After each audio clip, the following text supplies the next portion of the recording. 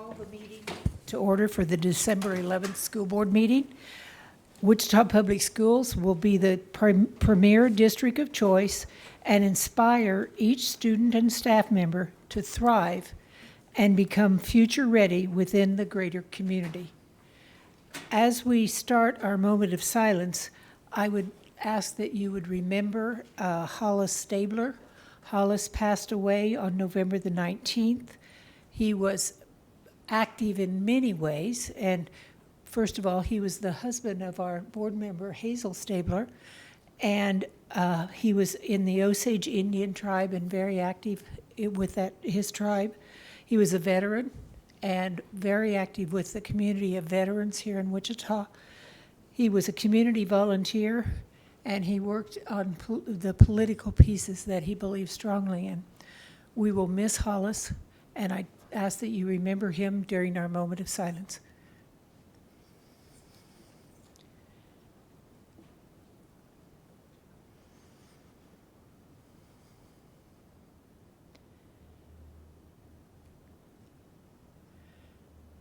Thank you. Our Pledge of Allegiance tonight is brought to us by the Curtis Middle School students, Anja Palacios, Sean Lale, Mallory Means, and Shayla Lale. Would you please rise for the presentation of the colors?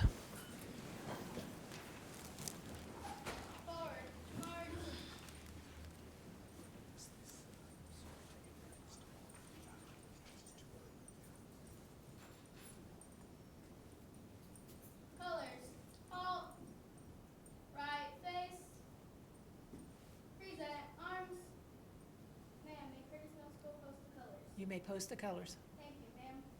Order, colors, post.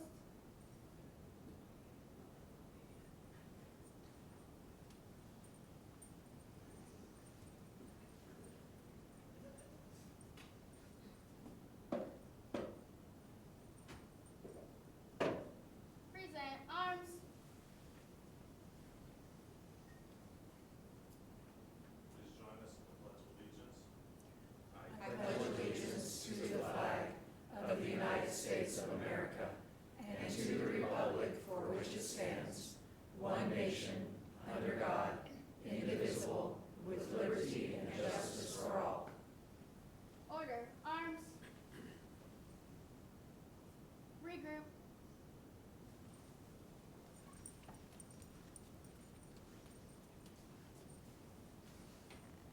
Forward, march.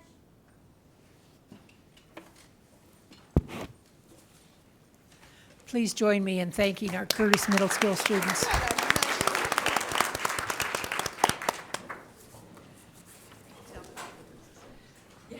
First item.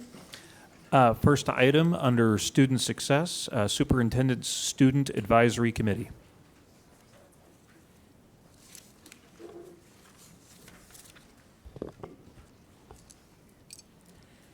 Good evening, Superintendent Bielefeld, President Logan, and Vice President Albert, and members of the board. I'm Elena Alvarez, senior at Northwest High School.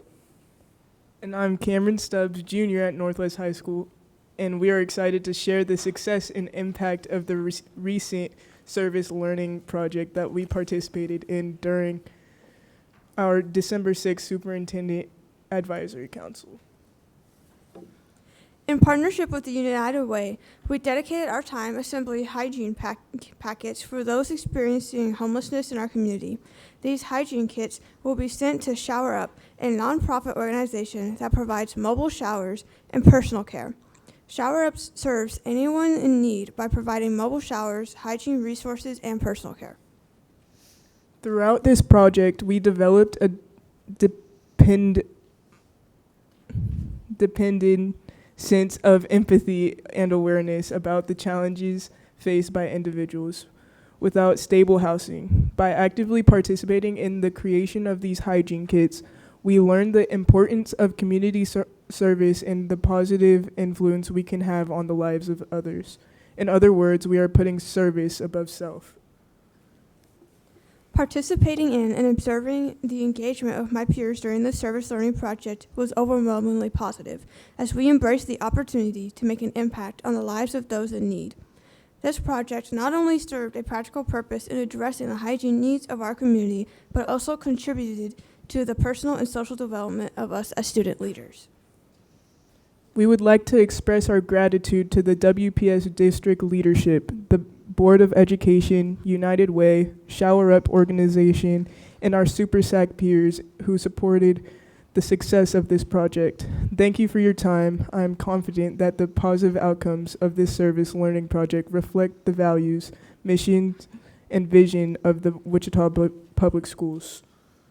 Do you guys have any comments or questions for us? I'm seeing none. Oh, I just want to say what a wonderful project that is, and how wonderful that at your age, you already are thinking about not only people beyond your own age group, but beyond your own situations. I think that's wonderful, and I'm so impressed. We can be proud of you and proud of the Wichita Public Schools and Super SAC. Thank you. Thank you.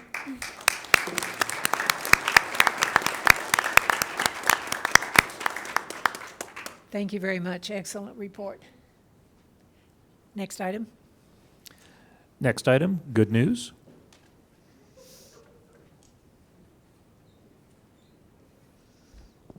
Good evening, President Logan. It's hard to believe this is the last time we'll be able to say that standing here. Vice President Albert, Superintendent Bielefeld, and members of the board, thank you for the opportunity to once again be here to share two good news items plus a special off-script third good news item that we'll tell you about in just a minute. As we thank those who support student success and make good things happen for our kids. So our first item tonight will allow you, Ernestine, as I think about you and your commitment to citizenship, really all three items have that embedded in the recognition. So our first item tonight allows us to celebrate the schools that led our students to do amazing things for our community through the United Methodist Open Door Turkey Drive. I remember when that initiative started, and to see where our service to others has grown as a district is remarkable. So tonight, we have a chance to invite Miss Patty Stever forward, who has coordinated this wonderful effort for us. And you are going to get to hear from United Methodist Open Door representatives and celebrate all these super cool people that represent our schools that made success happen.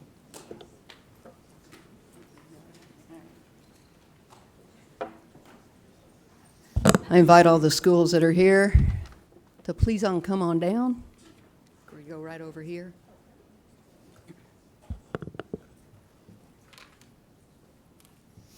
The dog.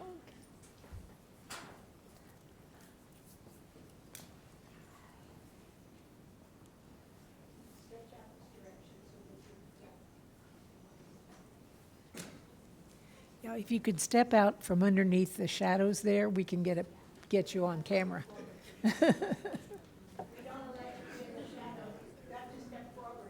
Oh, Whoa.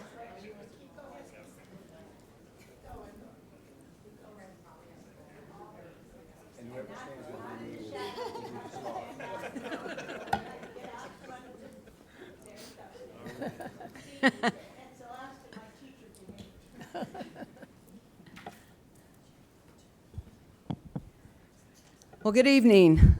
On Friday, November 17th, Wichita Public Schools participated in the annual turkey drive to benefit United Methodist Open Door. This was our 17th year to participate, and just one way that Wichita Public Schools students and staff continue to give back to our community. Schools and sites across our district collected donations of cash, turkeys, and side items through various fundraisers.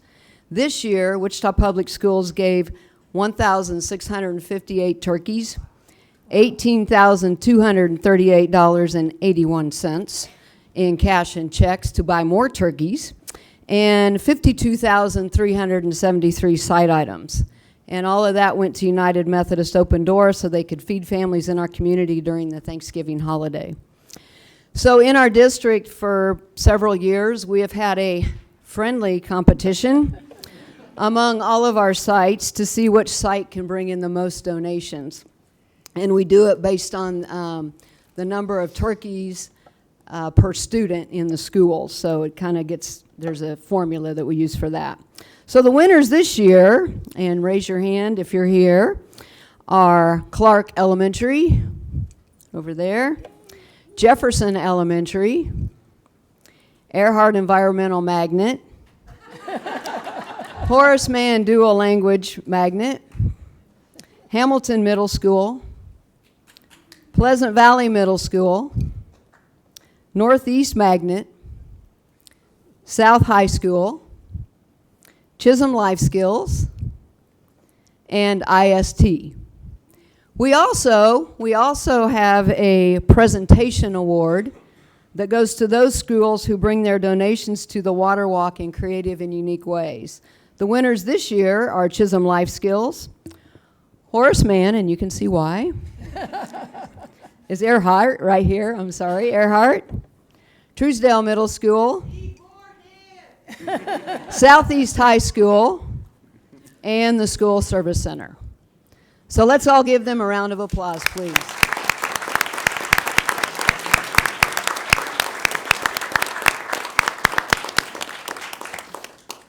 I am going to throw out a friendly challenge to all those schools and sites for next year, as Jefferson Elementary donated over 1 turkey per student at their school.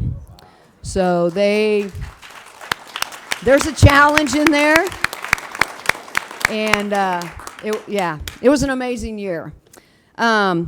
However, without all of Wichita Public Schools participating, we would not have reached the numbers I read earlier, so I want to thank all the sites that participated, even those that didn't win the final tally and win the award. So those were our district winners, but a bigger win are those we were able to serve during the holidays, because that's why we do this. So I'd like to introduce Mick Kalis from United Methodist Open Door, and he's going to let you know how Wichita Public Schools donations impacted our community. Thank you. Well, good evening. I wanted just to thank you so much for what you did for people who are homeless and low income. But I want to tell you, last year we served 2,200, nearly 2,300 families because of the generosity of the Wichita Public School System. Now, it's been a long time since I've been to school, so my math may be wrong, so please don't give me on this, but we had a 61% increase in the number of households we were able to help. We served turkeys to 3,736 households because of you. That equates to 12,559 individuals that were personally touched by you, so please feel good for that. But a real very brief, if might, just very, very, very brief, I think I just got that stare. United Methodist Open Door mission provides food, clothing, and shelter to provide for basic human needs, promote positive life changes in the community, restore hope and dignity. And how do we do this? Well, we do the 5 areas, the community food ministry on the 21st Street. You've probably seen that, of course. We do a commodity supplemental food program feeding seniors in 11 Kansas counties, the closed closet to provide adult and children's clothes for free, homeless resource day center shelter, and a family rapid rehousing program. And we cannot do anything like that without your support. So thank you, thank you, thank you from the bottom of my heart.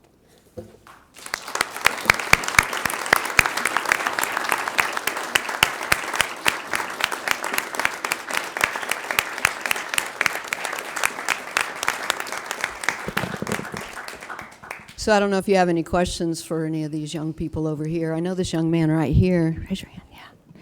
He counted over 5,000 side items, so he was pretty busy using his math skills. But if you have any questions for any of them. I want to add the thank you from the board and the district, because this truly teaches our kids that giving back is important, that being a part of community is important, that looking beyond where you are to where you could be and how you can help others is very important. So I know it doesn't come easy. I know you work hard. And it shows. It shows. So thank you very, very much, and please take that thank you back to your schools. Ernestine? I just want to point out that the two elementary schools are both in District 3.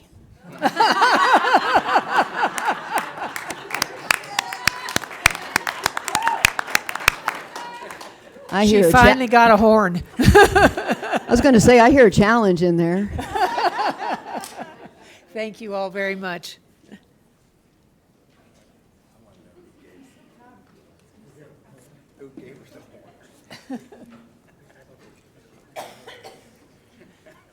I think Kathy's responsible for the horn. Next item, how do you follow that? We're going to do our best, as difficult as that may be.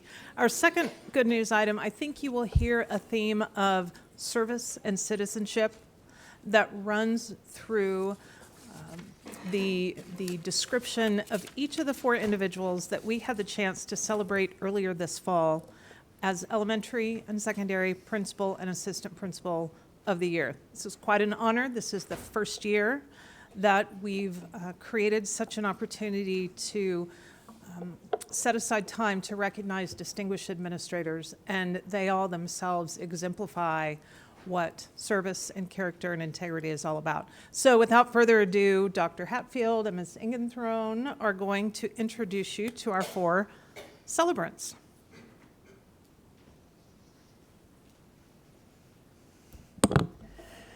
Good evening, board members, Superintendent Bielefeld. I am Lauren Hatfield. You're probably like, why does she have to talk at every single meeting? Yet here I am again with some super exciting news. And this is Michelle, where'd she go? She's right behind me. This is Michelle Ingenthron. She is my elementary counterpart and significantly better than me. So I'm glad that she's up here with me this evening. We are here to introduce to you the first ever recipients of the Wichita Public Schools Administrator of the Year Awards.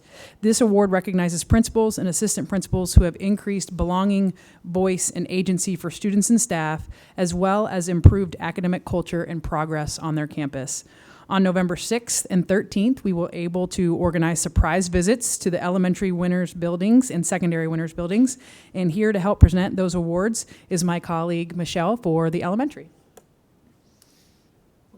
Good evening. Thank you for having me here today. And when Lauren says we were able to surprise these four, I think we really did surprise them. I would first like to introduce our elementary recipients. We'll start with Mr. Sanchez, Todd Sanchez, if you want to come down.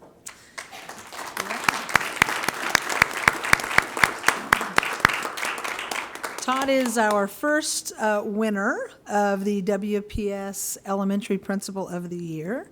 He has been a principal in our district for 16 years or an employee of our district for 16 years and a principal at Linwood for 4 years.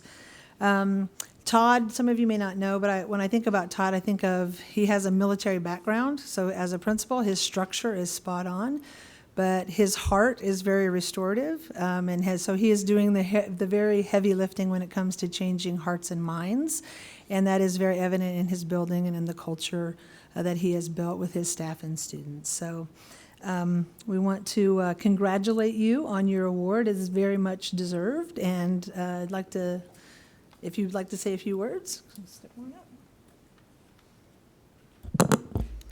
up. Thank you.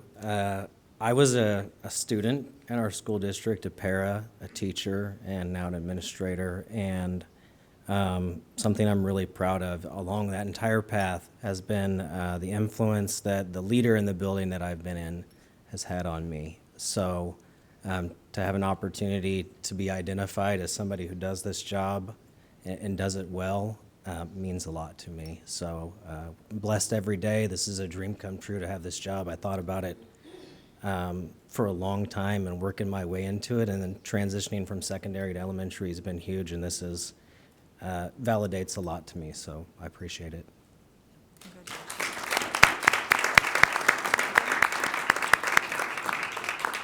Our next elementary winner is Cindy Chrisman. Cindy is the Assistant Principal of the Year for WPS Elementary Schools. She is the assistant principal at Minnehaha and has been at Minnehaha for 3 years. She's been with our district for 5 years. And we love that we were able to steal you away from somebody else, so it's a huge win for us. Cindy is a true role model for new teachers, spends a lot of time with them. She values the input of staff to make decisions, and she is truly the definition of a servant leader. So I'd like to introduce you as Assistant Principal of the Year for Elementary. Would you like to say a few words?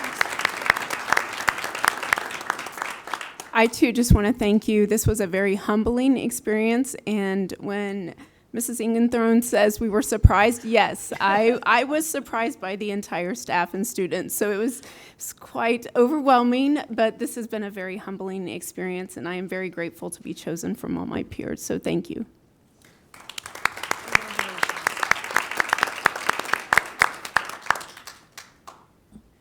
A little context to the process before we dive into the secondary nominees. We sent out a form to the whole district that said, hey, if you've got an assistant principal or principal you think is deserving of this award, please nominate. We had over 350 responses on that form, I think, which tells you a lot about our administrators that we have in this district. And then that 350 responses was 110 different individuals. So 110 of our assistant principals or principals received at least one nomination for this award. So that in and of itself tells you a lot about the state of Wichita Public Schools, and makes me really proud to be part of Wichita Public Schools and to work with these amazing folks every day. On the secondary side, we waited until November 13th. We waited until a week later to surprise our winners. And part of the reason we waited for a week later is because Mr. Castle wasn't available on the first day, and then he's not here tonight. So I'm sensing a theme. But he is amazing, and we are super excited because his mom and brother are here to accept the award on his behalf. So I would like to ask them to come down to accept the award of Secondary Principal of the Year on behalf of Mr. Justin Castle.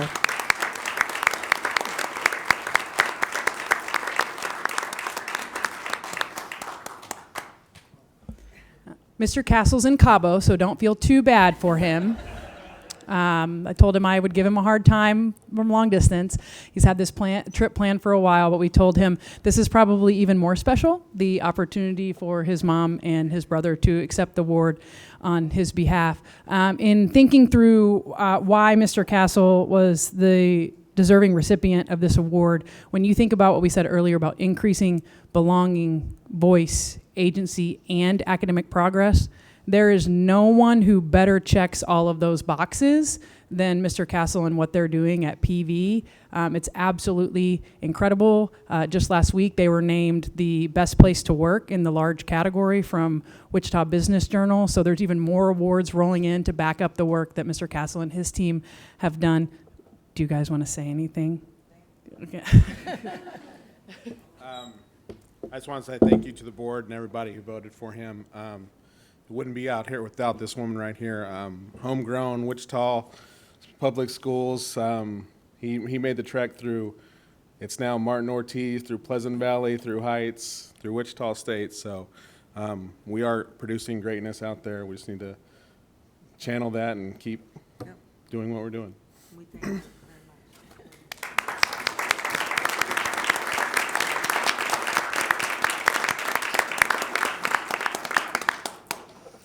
And our last and final stop on the surprise tour is Miss Kathleen Baston, if you will come on down, who's the assistant principal at Jardine Middle School. Kathleen her daughters flew in from out of state to surprise her, so it was a super excellent surprise. Yeah. Kathleen has been with the district for 18 years and has been the assistant principal at Jardine for the past 4 years. She's being recognized for going above and beyond for students, staff, and families, and for being a strong leader who works hard to make sure Jardine has the support it needs. Also, special shout out to Mr. Alvarez, who back when Ms. Baston was a teacher said, you can do great things. I think you'd be a great administrator. So a little plug for tapping on the folks in your school buildings who would be great administrators, because they might end up here one day. So Ms. Baston, would you like to say anything to the Board of Education? Get down here to my size. So I am a proud product of 259, Kellogg Elementary when it was actually a school, Hamilton Junior High, and then a proud graduate of West High Pioneers. This is truly a humble and honor to be recognized. And then after Dr. Hatfield mentioned all the numbers, my eyes just got really big. So thank you so much. I just appreciate it. And I'm a firm believer and supporter of 259 and what we do. So thank you so much for this honor. Thank you.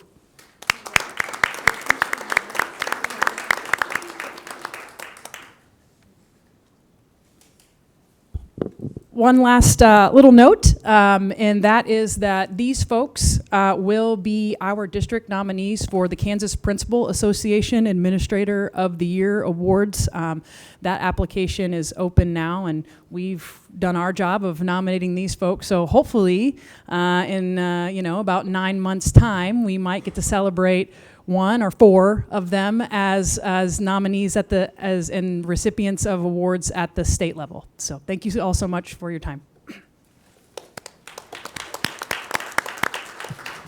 Thank you very much. Okay. I mentioned that we had one more opportunity, excuse me, that we wanted to take to say thank you.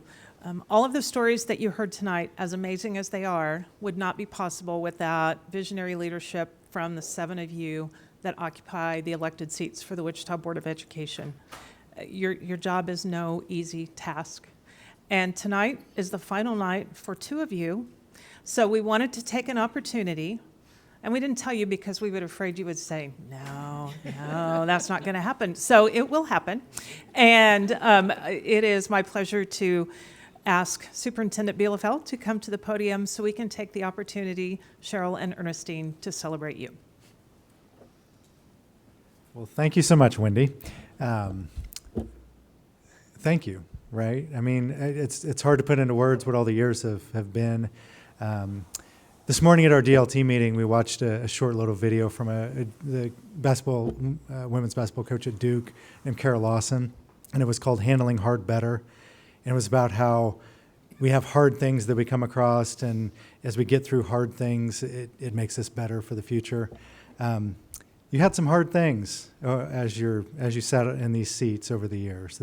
They were not all clear decisions. They were not all easy decisions.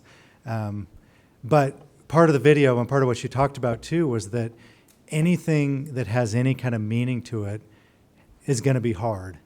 And what's unique about both of you guys is that it wasn't just 8 and 12 years on the Board of Education. It's really a lifetime of sometimes really hard things, but really, really meaningful things at the same time. The lives you've touched, the people you've changed, and Wendy talked about tonight being all about civic engagement and citizenship, and I think the other theme is really leadership. That we have 2 phenomenal leaders that I'm sad to say goodbye to. I know the other 5 of us are sad to say goodbye to. But I know we're not really saying goodbye, are we, Ernestine? She's already promised me she's going to be back up here telling us, giving us advice on what we need to be doing. So, Ernestine, if you'd want to come forward. We have a small gift for you. We want to say thank you to you, and I want to give you the opportunity to say anything you would like to.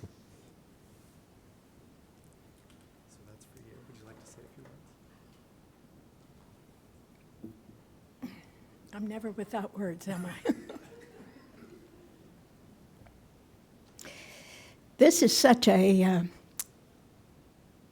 mixed feeling. I'm so grateful for the people that are going to follow us onto the school board and for the board that's here that's going to carry on. And yet it's for me. I started teaching young people when I was 22 years old.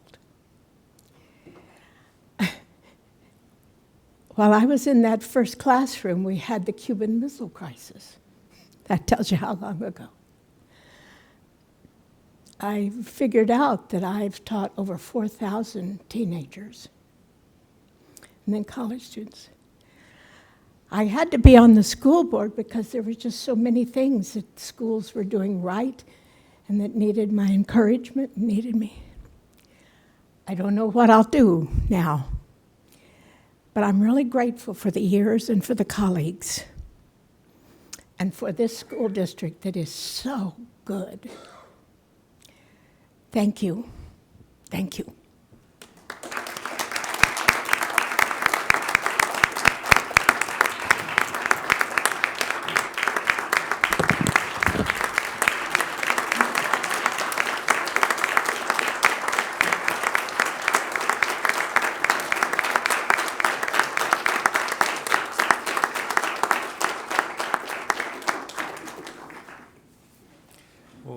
Thank you. You know, and as we think about the future and legacy and what comes next, you know, Ernestine has been a advocate, proponent, assertively aggressive about citizenship and civic engagement and all the things we've talked about tonight. So part of our conversations as I came on the board, we were able to partner with the Wichita Area Chamber of Commerce, and we have a Civics Bee for the first time that's going to be starting in January that our middle school kids can participate in, with a vision for this being statewide, sponsored by our chamber. So yes, super cool. And she's going to be a judge for us for that. So now, Cheryl, if you'd like to come forward.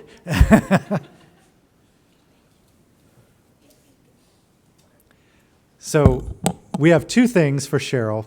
We have acknowledging you as a board member since 2011 and as a board president. And I think anybody who's done the job of board president knows that's taking on a whole additional layer of stuff. Well, let's call it stuff. Leadership, vision, all of those things. So congratulations. Thank you for your service. And hopefully, would you like to say a few words?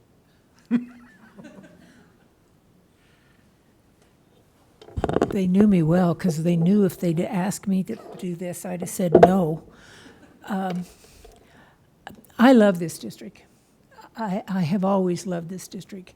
I taught for a couple of years in Colorado when I first started teaching, and then I've been in the Wichita district ever since, in and out for different kinds of reasons. But the reason I always stayed was because of all the staff and the administrators and the students. Our kids are really special, and our teachers are really special in helping them, and our staff and our administrators care about our kids and do everything they can to take them as far as they can.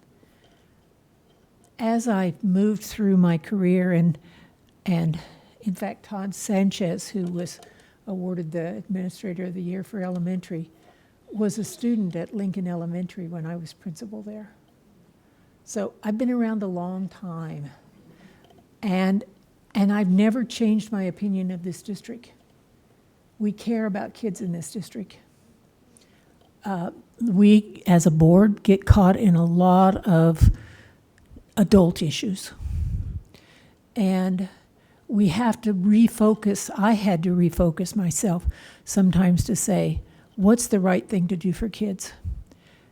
Because my one goal in every job that I've ever had as an educator has always been to make a difference. And I hope that I've been able to do that. And I'm going to miss this greatly, but as my husband used to say, Cheryl, you failed retirement. So my guess is I'll be doing something else very quickly. So thank you very, very much.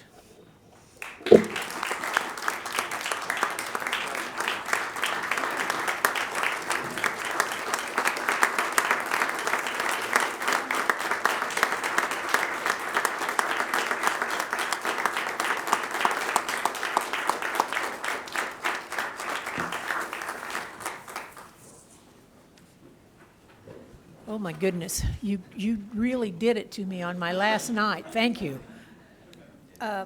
Next item. Next item, public communications. We do have 3 speakers tonight. Kendrell Hawley is our first speaker, and as he comes down, the speaker's comments at a meeting will not exceed 3 minutes, will be limited to the registered topic, and will not include personnel matters concerning district employees or matters that would violate the privacy of students. So welcome. We've seen you before. We're glad to see you again. Patrick has, I don't know if he's given you my handouts yet. I think he's bringing them around right now. Okay.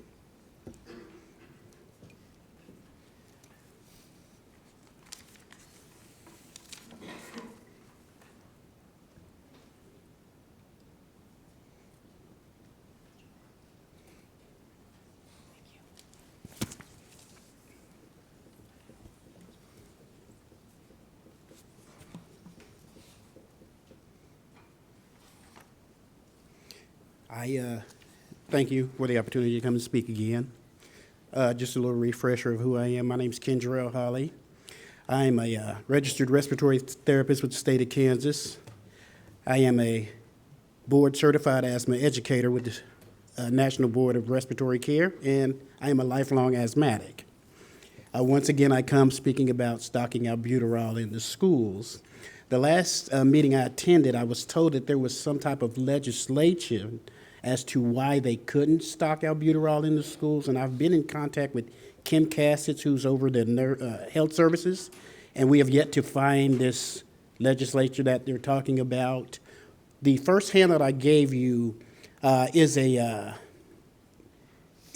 shows there was a story where Mylan Pharmaceuticals donated EpiPens to the school board.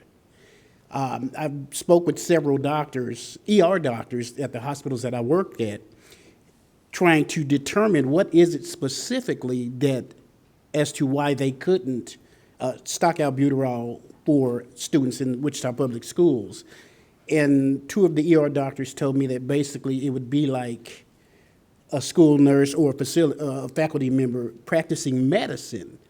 And I asked him, okay, if they stock EpiPens and they can utilize them, what's the difference between, and he informed me, he said there would be no difference. He said if they can stock an EpiPen, they should be able to stock the albuterol.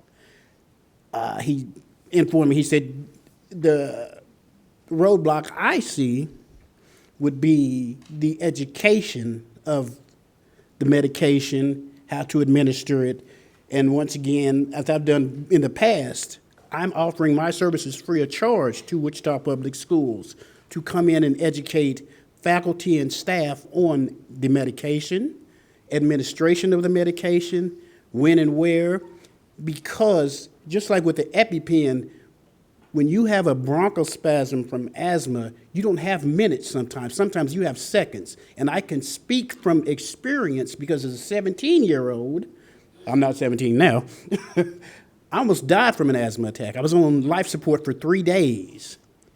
I had a doctor tell me, if you'd have waited 30 more minutes to get help, I wouldn't be talking to you. So it is extremely important that, as you say, we are here for the students. We're trying to get, I tell my kids, if I don't give you all the tools necessary to succeed, I'm setting you up for failure. I believe that this is something that the school board can't continue to, whatever legislation, and if you know it, please, I will give you my number, call me, email me, provide it to me, because I cannot find it as to why they can't stock albuterol inhalers in schools. I do apologize for going over, but he took 30 seconds to get you my, so I think you owe me 30 seconds, but I am willing to do whatever I can to help Wichita Public Schools be successful in this endeavor, should they so decide that they are willing to do this. Thank you. Thank you. Kelly? So, Mr. Hoy, I don't believe there is legislation that says we can't do this. I think we were hoping there would be legislation to help cover the liability of us doing this. The liability Yeah, of administering it to someone without a prescription. So if you'd visit with Kimber Moore about it, Yeah. I think she could answer that question. Okay. So I do have one question. You say the liability of administering it. I mean, what do you? I'm speaking way out of turn because I don't. I'm telling you what she told me, but I'm hoping to kind of answer your questions because there is a reason why we're not just doing this because we don't care about kids. There's a reason why we're worried about administering it without a prescription. So if you'd visit with her again, I think just follow up with her. I think that would probably And be. I think the EpiPens in our buildings have to be, the parents have to have it, and we have to have a doctor's permit with EpiPens. But they do, even now with any, you have to have That's right. Right. That's right. My thing is, the school stocking it regardless, not We're going to have to check that because I don't know that our schools stock it. I think it's brought in to us by our parents and with a doctor's permit. And we keep it, the EpiPens. I'm sorry, I'm talking out of turn too.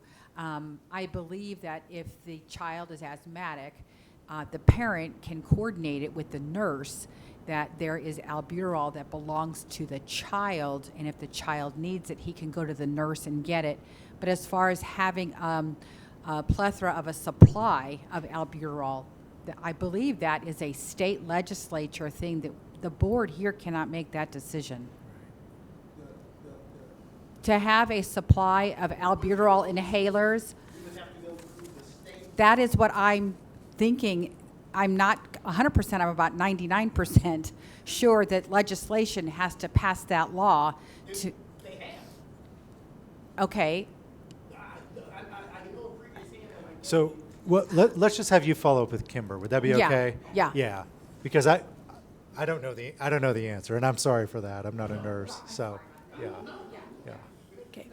She But knows more than I students do. can have it as a substitute teacher in different districts, which I think they're probably generally the same. Yeah. The child can bring it, and the nurse hangs on to it.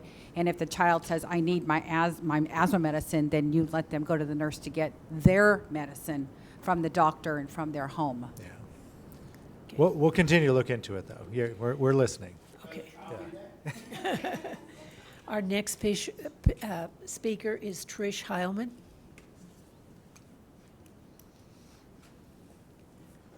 Hi, Trish.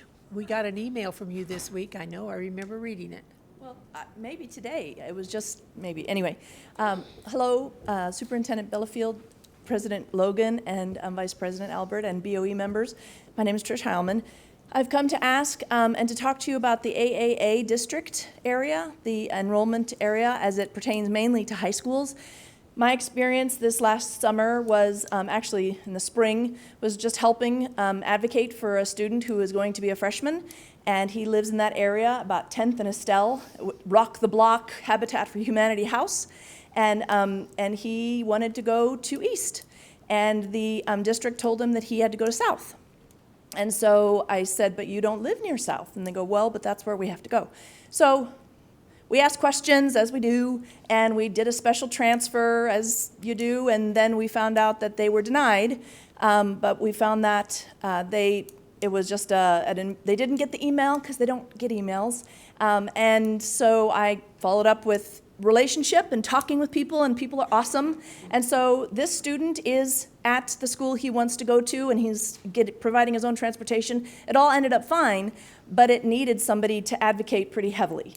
And I really would love our district to be one that gives students choices and opportunities and not directives as much, especially when they're in a traditionally disadvantaged area like this AAA area is. I know that you all are looking at district boundaries for schools, and that is a tough conversation and a tough road. And and I would ask that you would help just engage the community more and allow more community members to sit on those conversations and to apply to be a part of those conversations, not just people who are employed by the district, but also just people out in the community at large. Just not about me without me as the community. So taking my special needs language over here. So anyway, this was just a tough thing, and I would love to see other kids not deal with this kind of tough thing, be given those opportunities and choices. And I know that's the heart of our district. So thank you very much. Thank you. Did you guys Trish. have any questions? I'm guessing not. I'm seeing none. And, Thank you. And Fabian let me know that he's already got this top of mind, and you guys have this top of mind, and I just figured it was opportunity now to bring it up since you're about to talk about this stuff. So thank you. Thank you. Our last speaker is Matt Forney.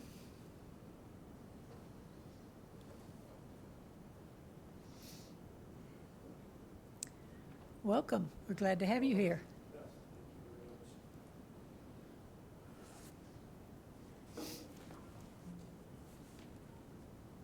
Well, good evening. My name is Matt Forney. I'm the executive director for Innovar, which is an entity within Wichita State, and this is Tanya Witherspoon. She's one of our associate vice presidents of applied learning, and we are here tonight to give an award out to Kelly and Rob Dixon for their work with us in our applied learning center at Wichita State. So, Rob.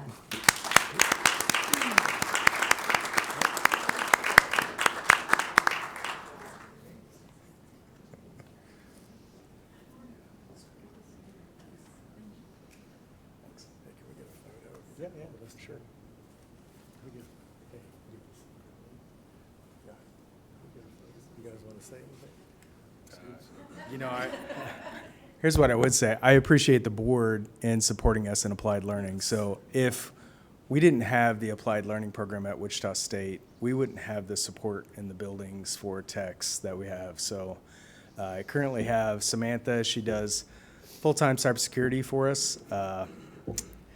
We have several techs in the buildings. We support about 9 buildings with our WSU Tech and WSU Applied Learning students. So it's a great program.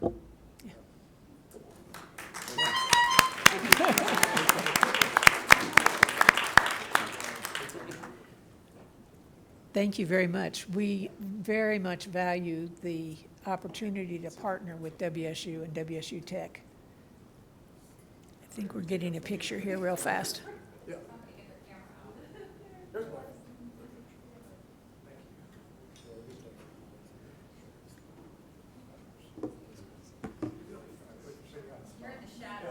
Yeah, step forward.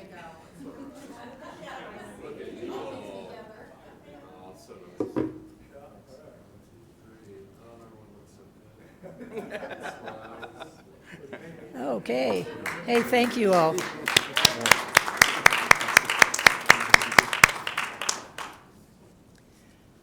Okay. Next item. Next item, under Education, 2024 through 2029, Every Student Future Ready Strategic Plan Adoption. Okay, Kelly.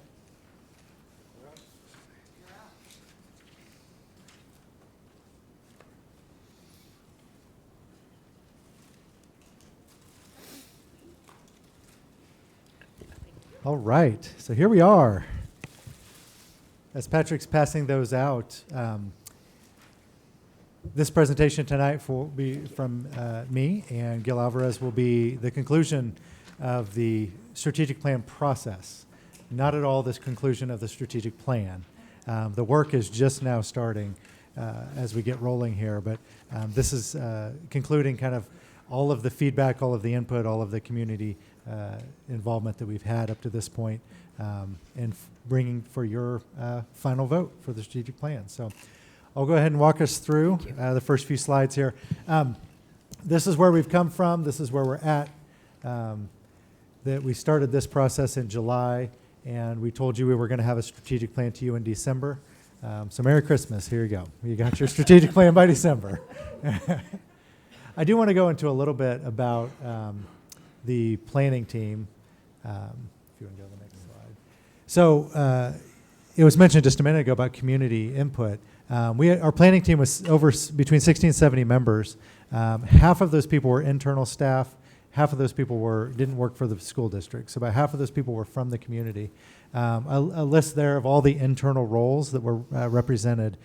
So this was not just a bunch of district leaders or even a bunch of principals making these decisions. We had paras, we had athletic directors, we had counselors, social workers, really a full cross-section of all sorts of jobs across elementary, middle, and high, K-8s. We had the Board of Education president and vice president. We had both UTW and SEIU represented on the group. And all of our board districts had at least 5 representatives, so we strategically made sure we had cross sections of all the schools across the district and community members from all those schools too. So after we finished the planning process, we asked for some feedback from the team, from the people that were part of the planning process. So to the question, I felt like I had a voice in the process. We had 100% of the participants say they either strongly agreed or agreed. My ideas and thoughts mattered was 96%, and I would encourage others to participate in a process like this in the future. 75% strongly agreed. So I think that shows we did good work. We moved quickly, but it was pretty efficient, and we were able to get a lot done. So these are just some comments from people about what was beneficial, learning what it looks like, an experience, an organized way of everyone having a voice. That comment stood out, feeling like I had a voice as a parent, community member, and staff member, and then learning about aspects of and input from areas other than my own. So we did have, the teams were different every time, cross sections of people working together. We did a lot of restorative practices, circles and those formats to really engage everybody. We asked for some changes, smaller and more intentional time to engage out loud was one comment we heard. I thought this process was well planned out, very beneficial to the district moving forward. And then I would suggest possibly meeting a little later than 4:30 and more virtual options or after the first meeting. Trying to find that sweet spot between when school gets out and not taking up everyone's evening time. But overall, I think it was pretty, we had good attendance, good participation, and a good group of people. This is just another reminder about the feedback we received about this plan. We had 13 different face-to-face focus group sessions representing all sorts of different groups, from classified and teachers to administrators and DLT, retired teachers, community members, nonprofits, business leaders, really all sorts of different people from the community. We had over 500 online responses to our survey, and then our report was facilitated by the Center for Educational Leadership from KU that produced the final report that you guys have seen. So throughout this process, we came up with our vision. Wichita Public Schools will be the premier district of choice and inspire each student and staff member to thrive and become future ready within the greater community. And our mission, Wichita Public Schools prepares each student to achieve readiness for life, college, and career through an innovative and impactful educational experience. And then last month, we looked at these. These were our buckets or kind of overall goal area that we wanted to get your blessing on before we went too much further. With the statement, Wichita Public Schools will thrive in innovative and impactful educational communities that increase academic achievement and graduation rate, prepare students for life, college, and career success, and create and enhance safety and belonging. So we took that back to the core team. We had some input from community members in the planning team, and I'll go through goal number 1. Gil will go through goal number 2, and then I'll go through goal number 3. Is that the plan? I'll go first. Okay. How about that? I'm Yes. sorry. No, you're good. I took some of his slides, I think. That is totally okay. So we're going to go through these specific 3 goals and go a little bit deeper into those specifically around student success outcomes and measures. So our first one, very similar to what we had in our past, or I'd say current one, that's going to change here come in the spring, or even when we get it out to the beginning of the school year next year, which is graduation rate. So our student success outcome specifically is increased academic achievement and graduation rate. And how is this going to be measured specifically is going to be this statement of increased graduation rate from 79.2% to 85% by 2029. So some of you are probably looking at going, wait a minute, 79.2, because the class of 2022 was at 80.4%. Well, we have got temporary, it's not scrubbed yet or to finalize, but our numbers that we have for the class of 2023 is 79.2%. There's a couple of things that I know Lauren had shared with us too, saying something to think about was the graduating class of last year of 2023 would be the year as freshmen when we halted in fourth quarter because of the pandemic. So they came back as sophomores to remote learning, but then we also saw there was a lot of our enrollment decrease as well during the 2021 school year. So we're actually very pleased for a 79.2 because we were unsure what the impact was going to be from the pandemic. Now, this year's seniors, 2024, is going to be interesting, which my daughter is a senior this year too, and she was one that came in as a high school freshman who came into the remote learning as the pandemic was hit. And we're also going to make sure that we are monitoring to make sure we are making that the students that we have an opportunity to graduate as well. Our graduation rate is always about, they have to come in as freshmen. So if they withdraw as a freshman, a sophomore, a junior, or even their senior year, that's going to impact our graduation rate. So our schools have done a tremendous job of making sure they have early warning indicators to really look for the students starting in 9th grade, not just focusing on their senior year. So kudos to our buildings for that as well. So our lead measures, and these lead measures are put in place so we can monitor to make sure that we are getting the maximum amount of students to graduate. So we have split these up into different levels. So starting with our high school, we're going to look at our ACT and ACT work keys. This is the American College Testing that we think about for college readiness for our ACT. In middle school, we're going to look at our 8th grade math. The CAP is the Kansas Assessment Program, which is the state assessments. So we're going to look at 8th grade math scores because we definitely want our students to at least finish Algebra 1 by 9th grade, because that helps us also continue our students to get to a graduation goal. Elementary schools, it's going to continue to be 3rd grade literacy or 3rd grade reading proficiency that we've done at previous as well. And then operations will be qualified staff in all positions. Those are some lead measures that we will be looking at to make sure that we hit goal number 1. All right. And to explain the format a little bit, because I know this looks a little bit different than what it has in the past, the overall outcome goal, this one that you see in italics here, that'll be what we consider the strategic plan goal. We've decided to break those out into some lead indicators by level, so elementary, middle, and high, and then an operations goal, so that each area has their way to track movement toward that goal.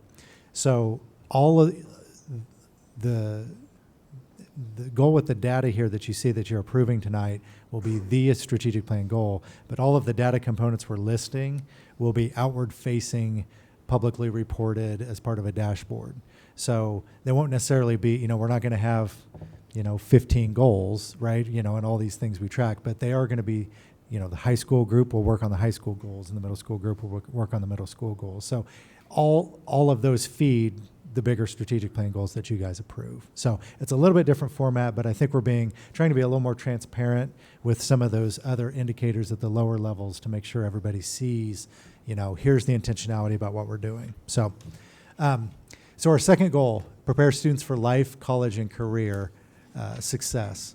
And we are going to measure this by the number of students earning 5 or more post-secondary assets prior to graduation will reach at least 50% by 2029. So this one's worded a little bit different because the post-secondary asset list that you guys have, currently we're not tracking all of these things. So we don't really have a baseline number to say right now we're here. We're going to put the infrastructure in place to start doing that, and we have our 4 market value assets that we've been tracking, but you can see there's a lot more on this list than just the ones that we've been tracking: the college credit, the internships, the entrepreneurial experience, and the credentials. So this list is a lot more robust than that is.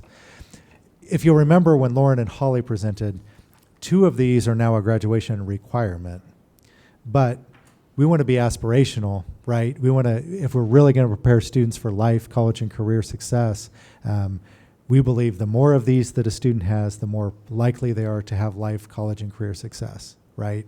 And I mentioned this last week, Israel, who was here from Northeast, he's doing his internship, he has his college credit, he volunteers at the Lord's Diner, he's on Super SAC, he's got a good GPA. He has a number of these post-secondary assets already, and I would put my money on Israel, right? I think he's going to be successful, I'm pretty sure. So it doesn't guarantee success, but we feel like the more of these that students can get, the more likely they are to be successful after high school. So at each level, at the high school level, that is what we're going to track. We're going to track these post-secondary assets. But at the middle school level, what we're hoping is every kid has a plan by 8th grade for what the next 5 years look like. So this is all 4 years of high school, plus what are you doing after high school? So that means you're choosing classes, you're picking CTE pathways, you're enrolling in specialized programs. It may be extracurriculars along with classes you're enrolled in. students' plans will change. 14 years old is very early to decide what you're going to do for your entire life, but at least they have a plan. At least they have a roadmap that they can change at any time. And sometimes you get detours on that roadmap. Sometimes you get into a class and you realize you don't like it, so you need to change that plan and go into a different field. That is what we hope every 8th grader can do. And then in elementary school, it's really all about school readiness. We give the Ages and Stages questionnaire. You've seen some data on that. That's the ASQ that Gil's talked about, the Early Childhood Kindergarten Readiness Screener. We feel like if we can get pre-K and K kids to be school ready, then they can be academically successful. If they can't get school ready, if they can't attend a task and stand in line and tie their shoes and know their name and just the basics of going to school, that makes it even that much harder for them to learn their letter sounds and learn how to blend and learn how to compute and all those sorts of things. So, and then operations, this is really kind of a transportation focus and it's kind of a systems focus that we want every kid to have access to the post-secondary assets they want, right? So that means internships, CT classes, Future Ready Center, all that kind of stuff, that kids shouldn't be limited by their zip code or their area of town by the opportunities that they have all across the district. Our next goal, which will be the third one, is around safety and belonging. So our goal would be create and enhance safety and belonging across our district as measured by increase the number of students that feel connected to their school from, right now it's blank, to 90% by 2029. And why? The reason for the blank is we would get a baseline of student responses, hopefully in the spring of 2024. As you know, there's House Bill 2567, that legislation that had recently passed. We have to have opt-in permissions from our parents. So a lot of our student responses on the safe and civil, where we could pull some of those safety and belonging questions, we did not have. So we're going to create a system to make sure that we get opt-in approval from our parents so students then can take the safe and civil school and get responses and feedback. So we're going to try to do something probably on a smaller scale just to get a baseline in the spring to be able to do that. But in future, we'll do that all during the enrollment process where we'll get a higher number of opt-in approvals from parents. So that's going to be kind of what we look at for our create and enhance safety and belonging.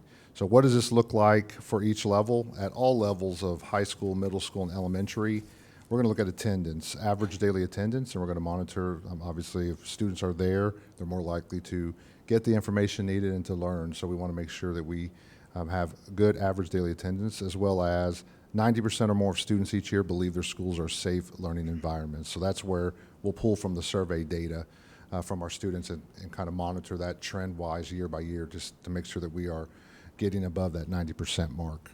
Operations, all students will learn in safe and adequate learning spaces. So I know our operations and facilities departments do a wonderful job of making sure our students have adequate and safe opportunities as they're in the school learning as well. So bringing it all together, we have this is kind of a summary chart from what we just talked about. So if you look at the columns, obviously from student success outcomes all the way down to system support lead measures, starting with graduation, we're going to have the increased academic achievement and graduation rate. For the measure, it's going to be growth in graduation rate.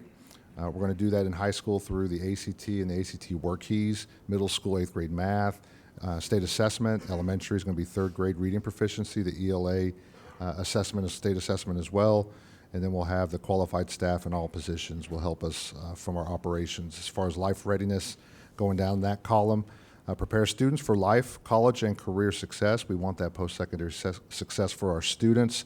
Whatever they choose to accomplish, we want them to have a goal to be successful. Students earning 5 or more post-secondary assets, and then the high school measure is the post-secondary assets. Middle school lead measure is 8th grade students with the 5-year plan. Elementary schools, school readiness, and system support lead measures will be the accessibility and access to post-secondary assessments.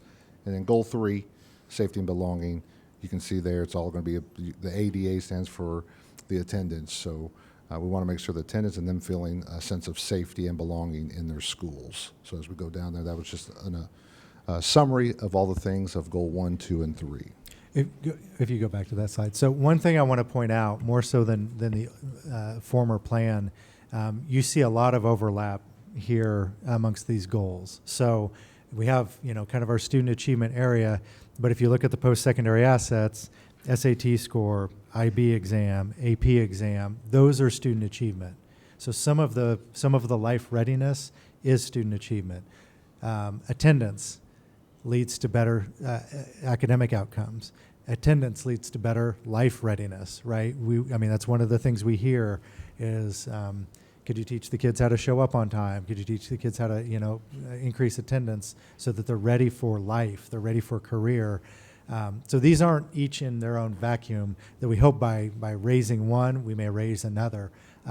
Adequate learning spaces, when we think about being school ready, when I was talking about pre-K and kindergarten classrooms, do we have the facilities? Do we have adequate space to really prepare kids to be ready for school, to do play-based learning, to have a dramatic play center, to have gross motor areas, those things that developmentally those kids need, maybe not 600 foot or 600 square foot classroom, right? That may not help us to be able to achieve that goal of school readiness. So it really all ties together, and it's a lot more interconnected, I think, than what it was before. So last slide. So this is what we're asking you to approve tonight. We have the big grid. That's what we're going to be working on, all the lead measures with all the buildings. But this is really how we're going to track the data.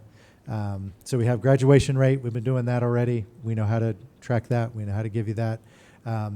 The post-secondary assets. If you remember my presentation that Gil and I did over a year ago, we reported about 40% of seniors had a market value asset.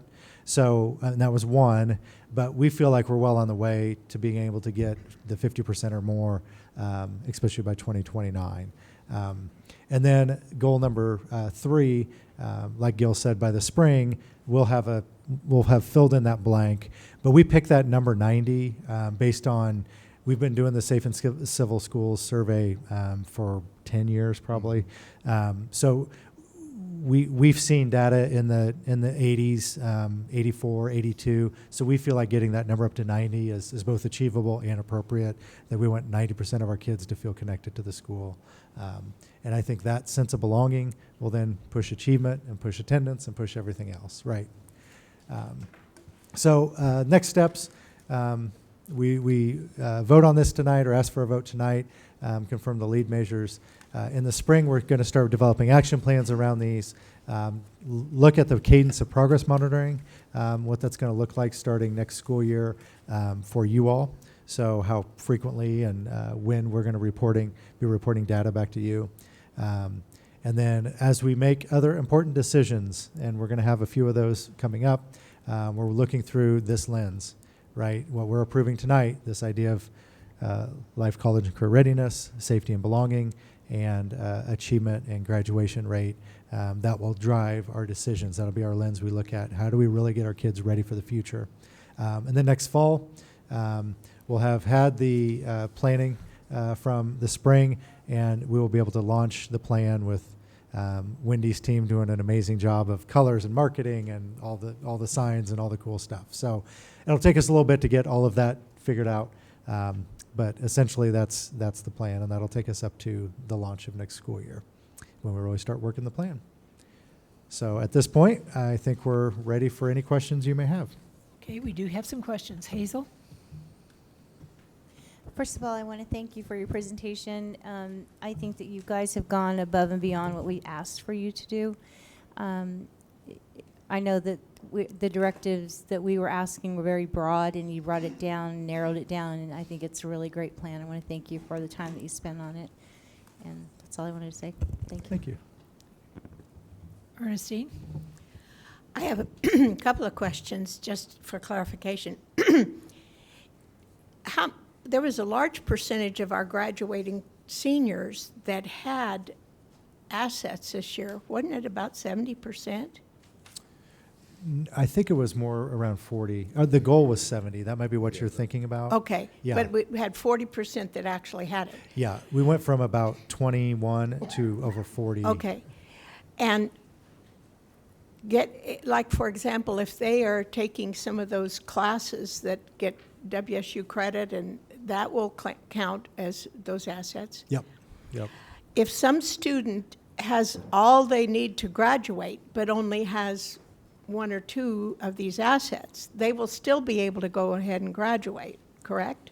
Well, as of the class of, I'll let It's you the- answer that. It's the incoming eighth graders, so our current eighth graders, when they come in, they'll have to have the 2 post-secondary assets. So right now, our 9th, 10th, 11th, and 12th grade current students are following our current graduation Which requirements. is, like, it's good to have those, but they will still graduate without. That is But correct. the incoming ninth graders for next fall, they will need, that'll be a part of their graduation requirement. That is Is to correct. have 2 assets. But our goal is to have every student have 5 assets, but 2 is the minimum that we're going to have as a absolute have to graduate starting next fall. That's correct. Yeah, and just to clarify, our goal is 50% have 5 or more. Okay. So we don't expect every kid. Okay. We want every kid to get as many, but five's quite a few. Right. So for the student, it's a goal of trying to reach 5. Right. And for us, we're wanting 50% of them to make it. Right. Yep. Okay, thank you. Yep. Stan? Just a real quick question on lead measures for elementary school on school readiness, tracked by ASQ. What is ASQ?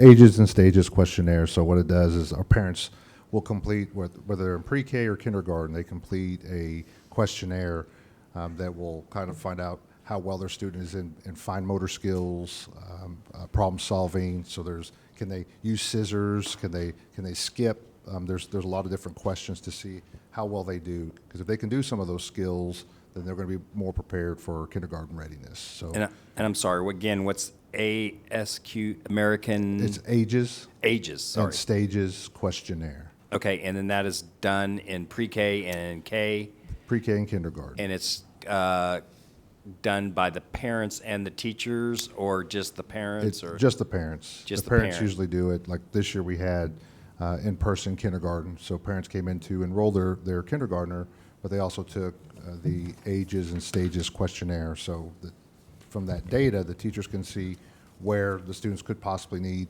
a little bit more support, so they can create either lessons or family nights around some of those skills that the students need. And just the last thing is just a little a statement of, I really appreciate this. This is a great roadmap here. If I was a parent of a fifth grader going into middle school, I would want this list on my refrigerator, because this is and I know we talked about whether or not we could come up with a way to track whether we've actually helped the student be ready for life after high school. And the answer was in front of us the whole time.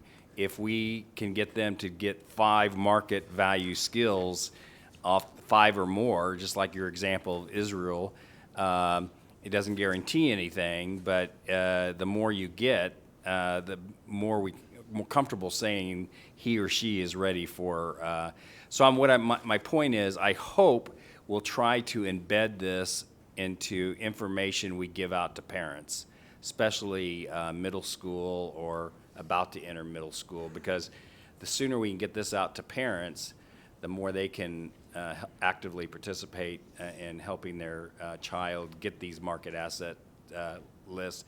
And we might as well just start calling them life readiness skill list, because I think you're right. If a student can get 2 to graduate and then 5 for our standards, and the more you can get, the better. I think this is. I hope we embed this in almost everything we send out to parents from now on. Yeah. And it we probably glossed over it a little bit, but that middle school goal for the second plan, if you go back one slide, the 5-year plan. Yeah. So in theory, in Kelly's head, right? Right. In the ideal, the kid takes this, they create a plan, and they pick from this in order to achieve that plan. Because not everybody needs an SAT score. And it's not impossible either, because if you're a good student, you're probably going to have 90% attendance. And if you're a good student, you're probably going to get above 21 on the ACT score, and you're probably going to not have problem with attendance and tardiness, but this gives you, so you got your base built in if you're making an effort, and then the more you can add to it, I think you can say our graduations will be meaningful. Mm-hmm. Exactly. Diane? Going to slide 12. And first off, thank you guys for the presentation. And I agree with Hazel on the speed and accuracy and just the whirlwind that you guys have been able to move all this information through. Talking about the lead measures for high school, middle school, and elementary, one of the things that we have talked about is with the state assessments, that's a one data point, one particular time and place for students. And the lead measures that I see here are ACT and then state assessments. Are we planning on having other lead measures to help have more data points and more early indicators to see if students are getting a little bit off track, and to also let the public know where our students are in their performance? So I'll start that, but then I want Gil to speak to it. So these are some things we're pulling out and just kind of elevating as far as data points. This doesn't mean this is all we're tracking or looking at. So think of it in terms of kind of the outward facing and the inward facing. And this is our current strategic plan too. Our middle schools, they create plans that have goals for 6th grade and goals for 7th grade and goals for 8th grade. Even though that isn't part of what you guys ever see, it's part of driving it all towards graduation rate. So the answer is yes. There's more that we're going to be tracking, but I'd like Gil to speak to growth a little bit, if you don't mind. Yeah, absolutely. First off, when we think of achievement, we have to define that, and achievement is not just state assessment scores. And I usually say this a lot too, and I know all of us or many of us have kids, grandkids that have a boyfriend or girlfriend. Eventually, is going to come home and going to say, hey, I want to ask for somebody's hand in marriage or whatnot. Now, I have 4 girls, and I'm glad that I'm not there yet. I'll just say that. But the first question that an adult's going to ask is not going to be, what was your state assessment score, to see if that person is right or wrong for your son or daughter. Obviously, these employability skills and making sure they have empathy or ways to support and all these things. So I always like to start there, because I think sometimes we put so much emphasis on state assessment as if that is going to dictate. We have kids that are in a score of a 2 that take a pathway in our future ready centers or pathways in our schools that become successful and make high waged earnings and get a career and a job. So we need to start speaking to that as well, because it's not just about that one score on particularly a state assessment.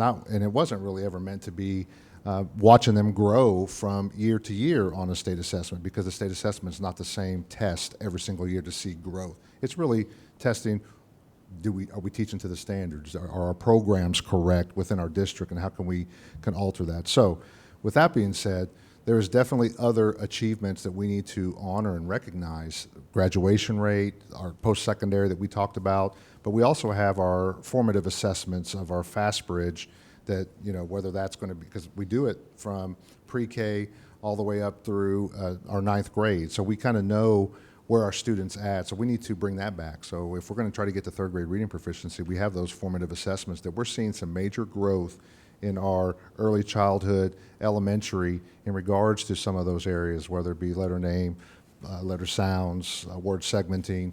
We need to bring those back too after those fall, spring, and winter assessments, so we can share the growth that we are seeing.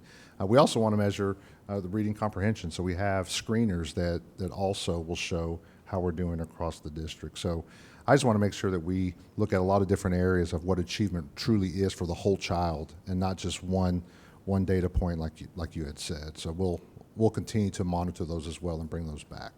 Okay, good.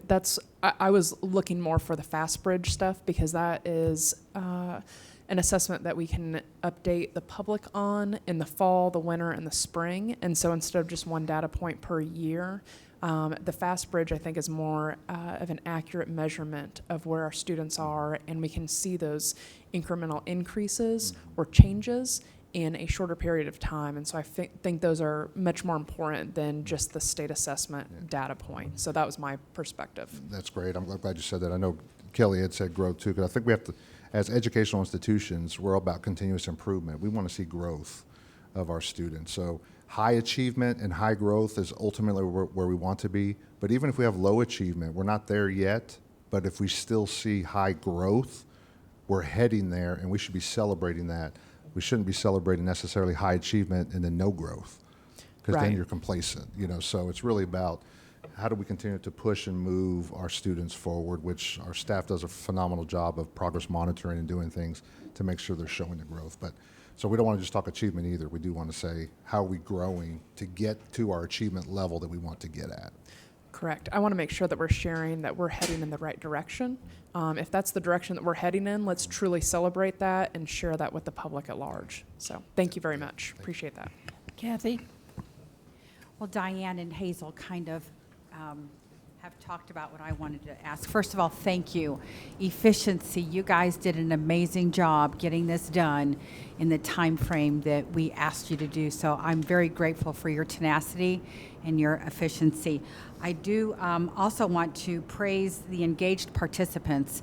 To have that vast diversity over to give different points of view and then to bring it together, that must have been pretty hard, but I love how it's spread across the community. Kind of alluding to what Diane said, will the community be shown the goals that we're hitting on a quarterly basis or an annual basis? So it depends on the goal probably right now. Eventually, yes. Some of these, we've got to figure out the mechanisms to get the data, especially on these post-secondary assets on goal number 2. We have some of these, but this is a big list, and there's a number of things on here we don't currently track.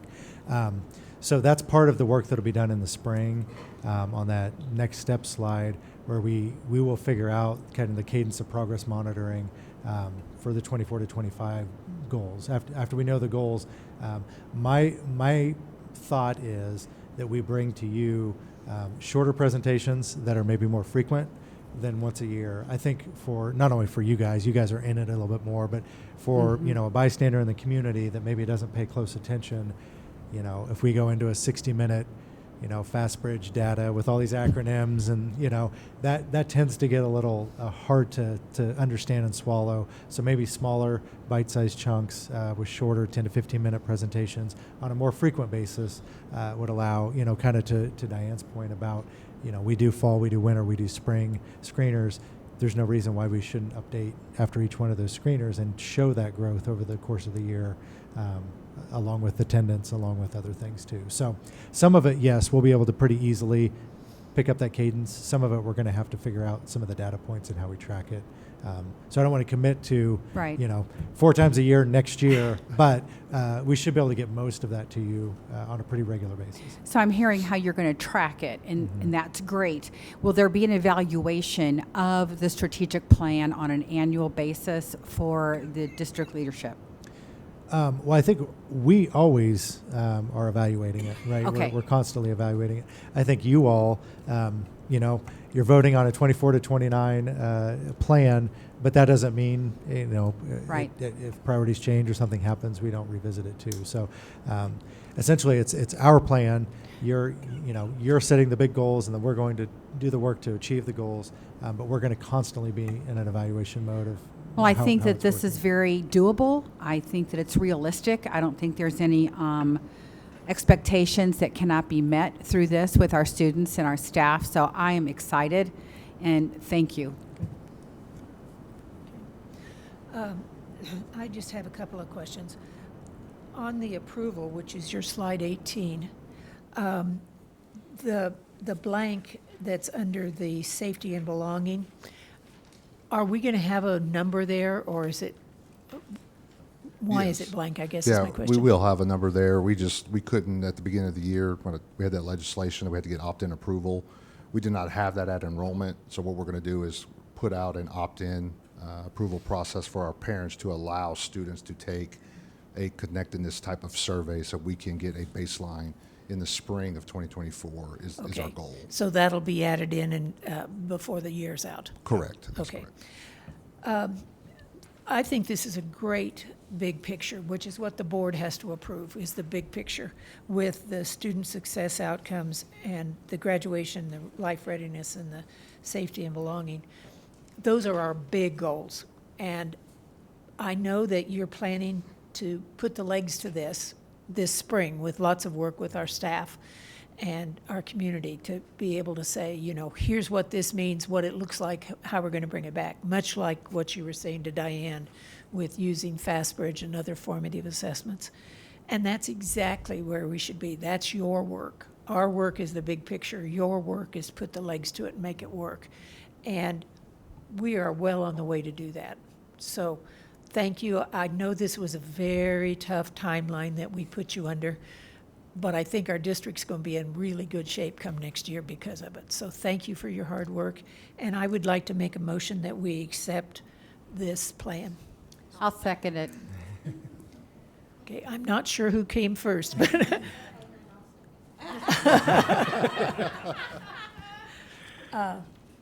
I made the motion and Julie seconded it. How does that sound?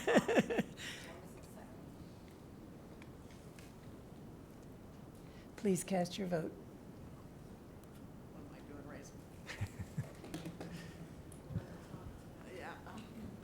Julie, we still need yours. Oh, good. Motion passes 7-0. Woo-hoo! Thank you. We're excited. Yeah, good job, man. Yes, Julie. Sorry. Superintendent Bielefeld, can you kind of tell us what you envision?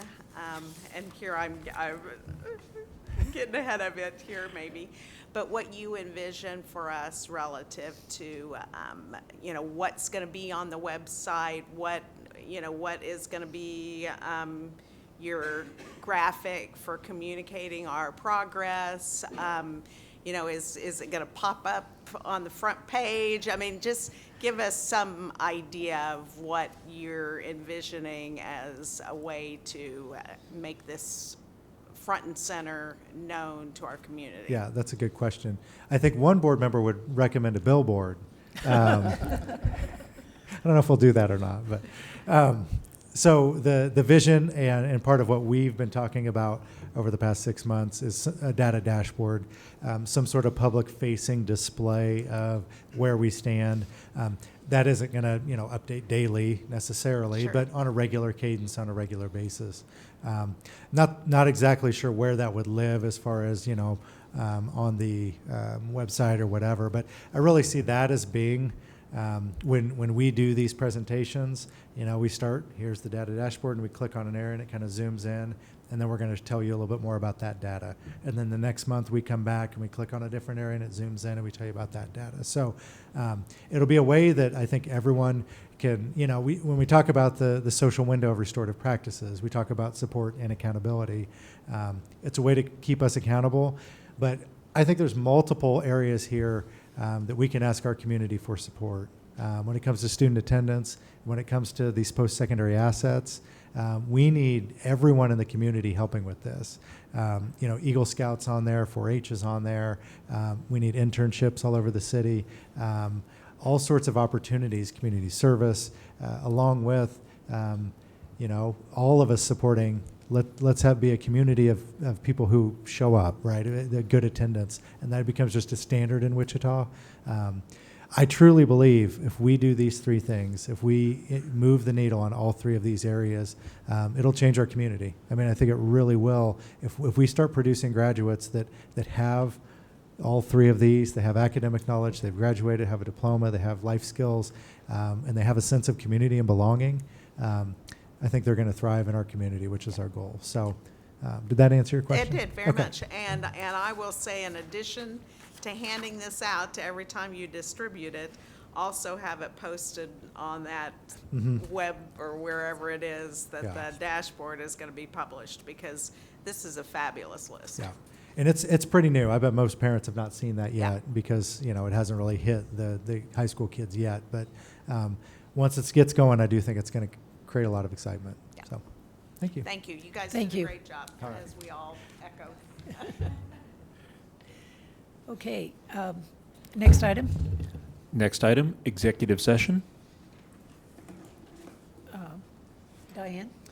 I move the board recess into an executive session for the purpose of discussing the board's attorney and potential settlement, which is deemed privilege in the attorney-client relationship pursuant to KSA 75-4319B2.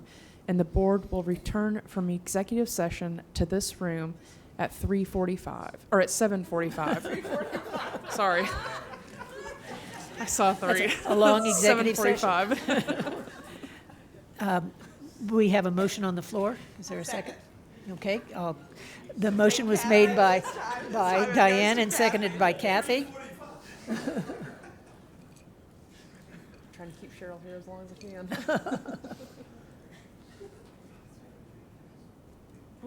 I'm not sure I hit the. Okay. Motion passes 7-0. We are in executive session for the next 15 minutes.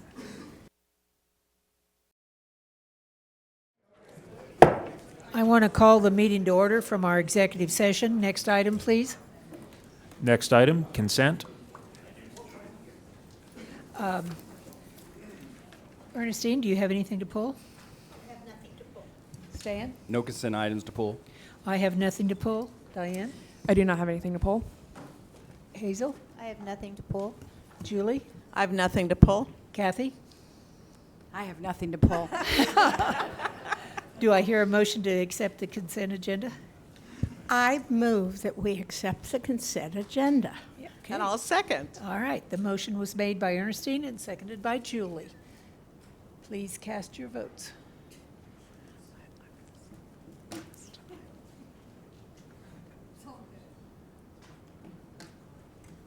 Motion passes 7-0. Next item. Next item, under operations, district facilities, master planning. So, want to welcome Luke Newman, our Director of Facilities, here tonight for our presentation for District Facilities Master Planning, and I'll pass it off to Luke. All right, thank you. All right, well, good evening, Superintendent Bielefeld, President Logan, Vice President Albert, and members of the board. I'm excited to have our consulting partners here with us tonight, Cooperative Strategies and Alloy Architecture, who's up in the seats there, if you guys want to wave. They are here with us tonight to share some initial data and findings regarding our master planning process. And as a reminder, what they will be covering is a culmination of work that Mr. Armendariz and I's teams have been working on over the past year, last couple of years actually, through demographic study, facility assessments, and facility condition index evaluations known as FCI. And we chose this team to partner with to help pull it all together and translate it to a long-term master plan because of their data-driven and objective approach, which I'm sure will come through loud and clear tonight. So with that, I'll turn it over to the team for the presentation. Great. Thanks, Luke. Appreciate it very much.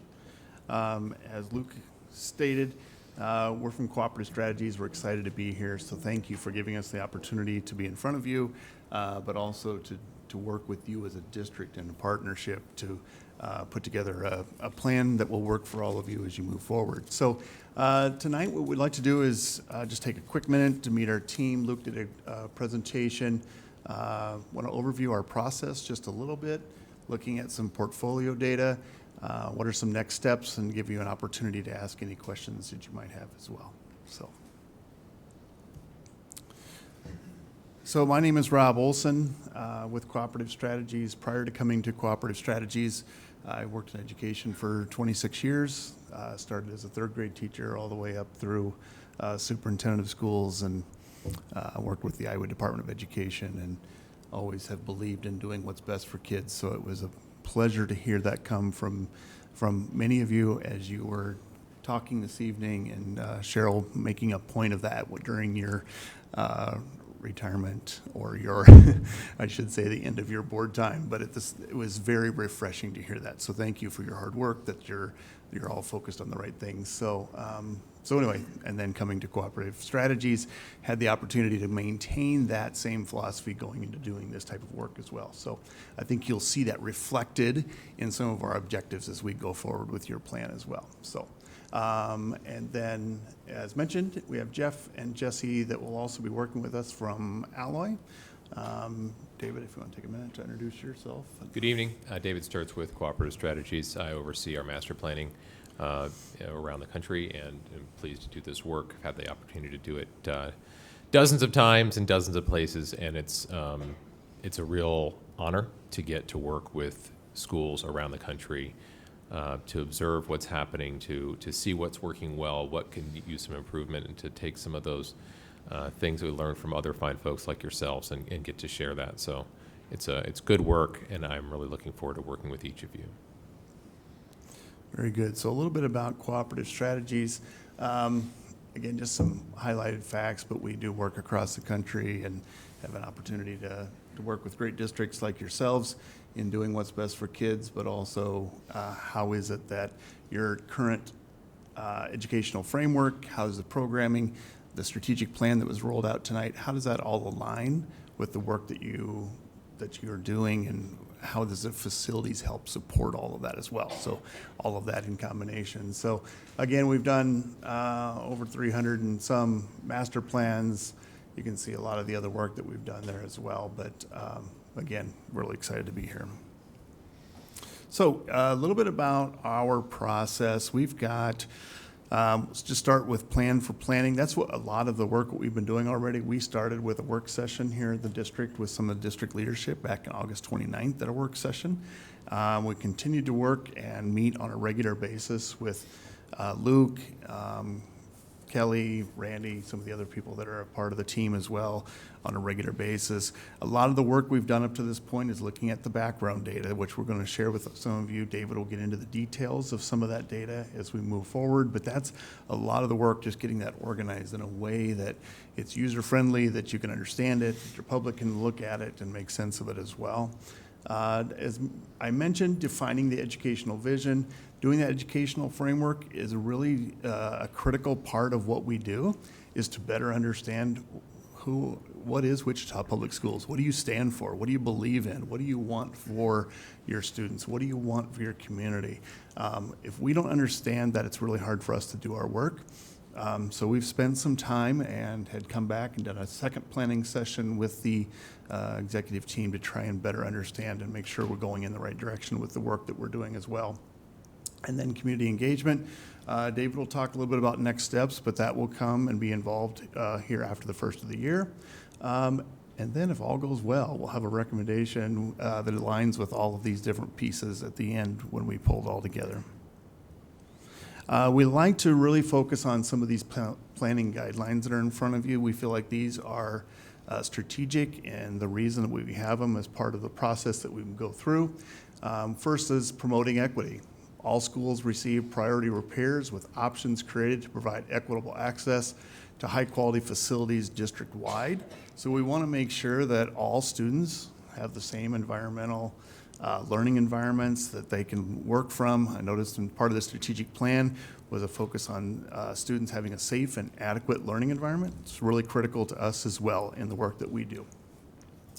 The options are created from data-driven decision-making. So you'll see, obviously, the work that we put into the data.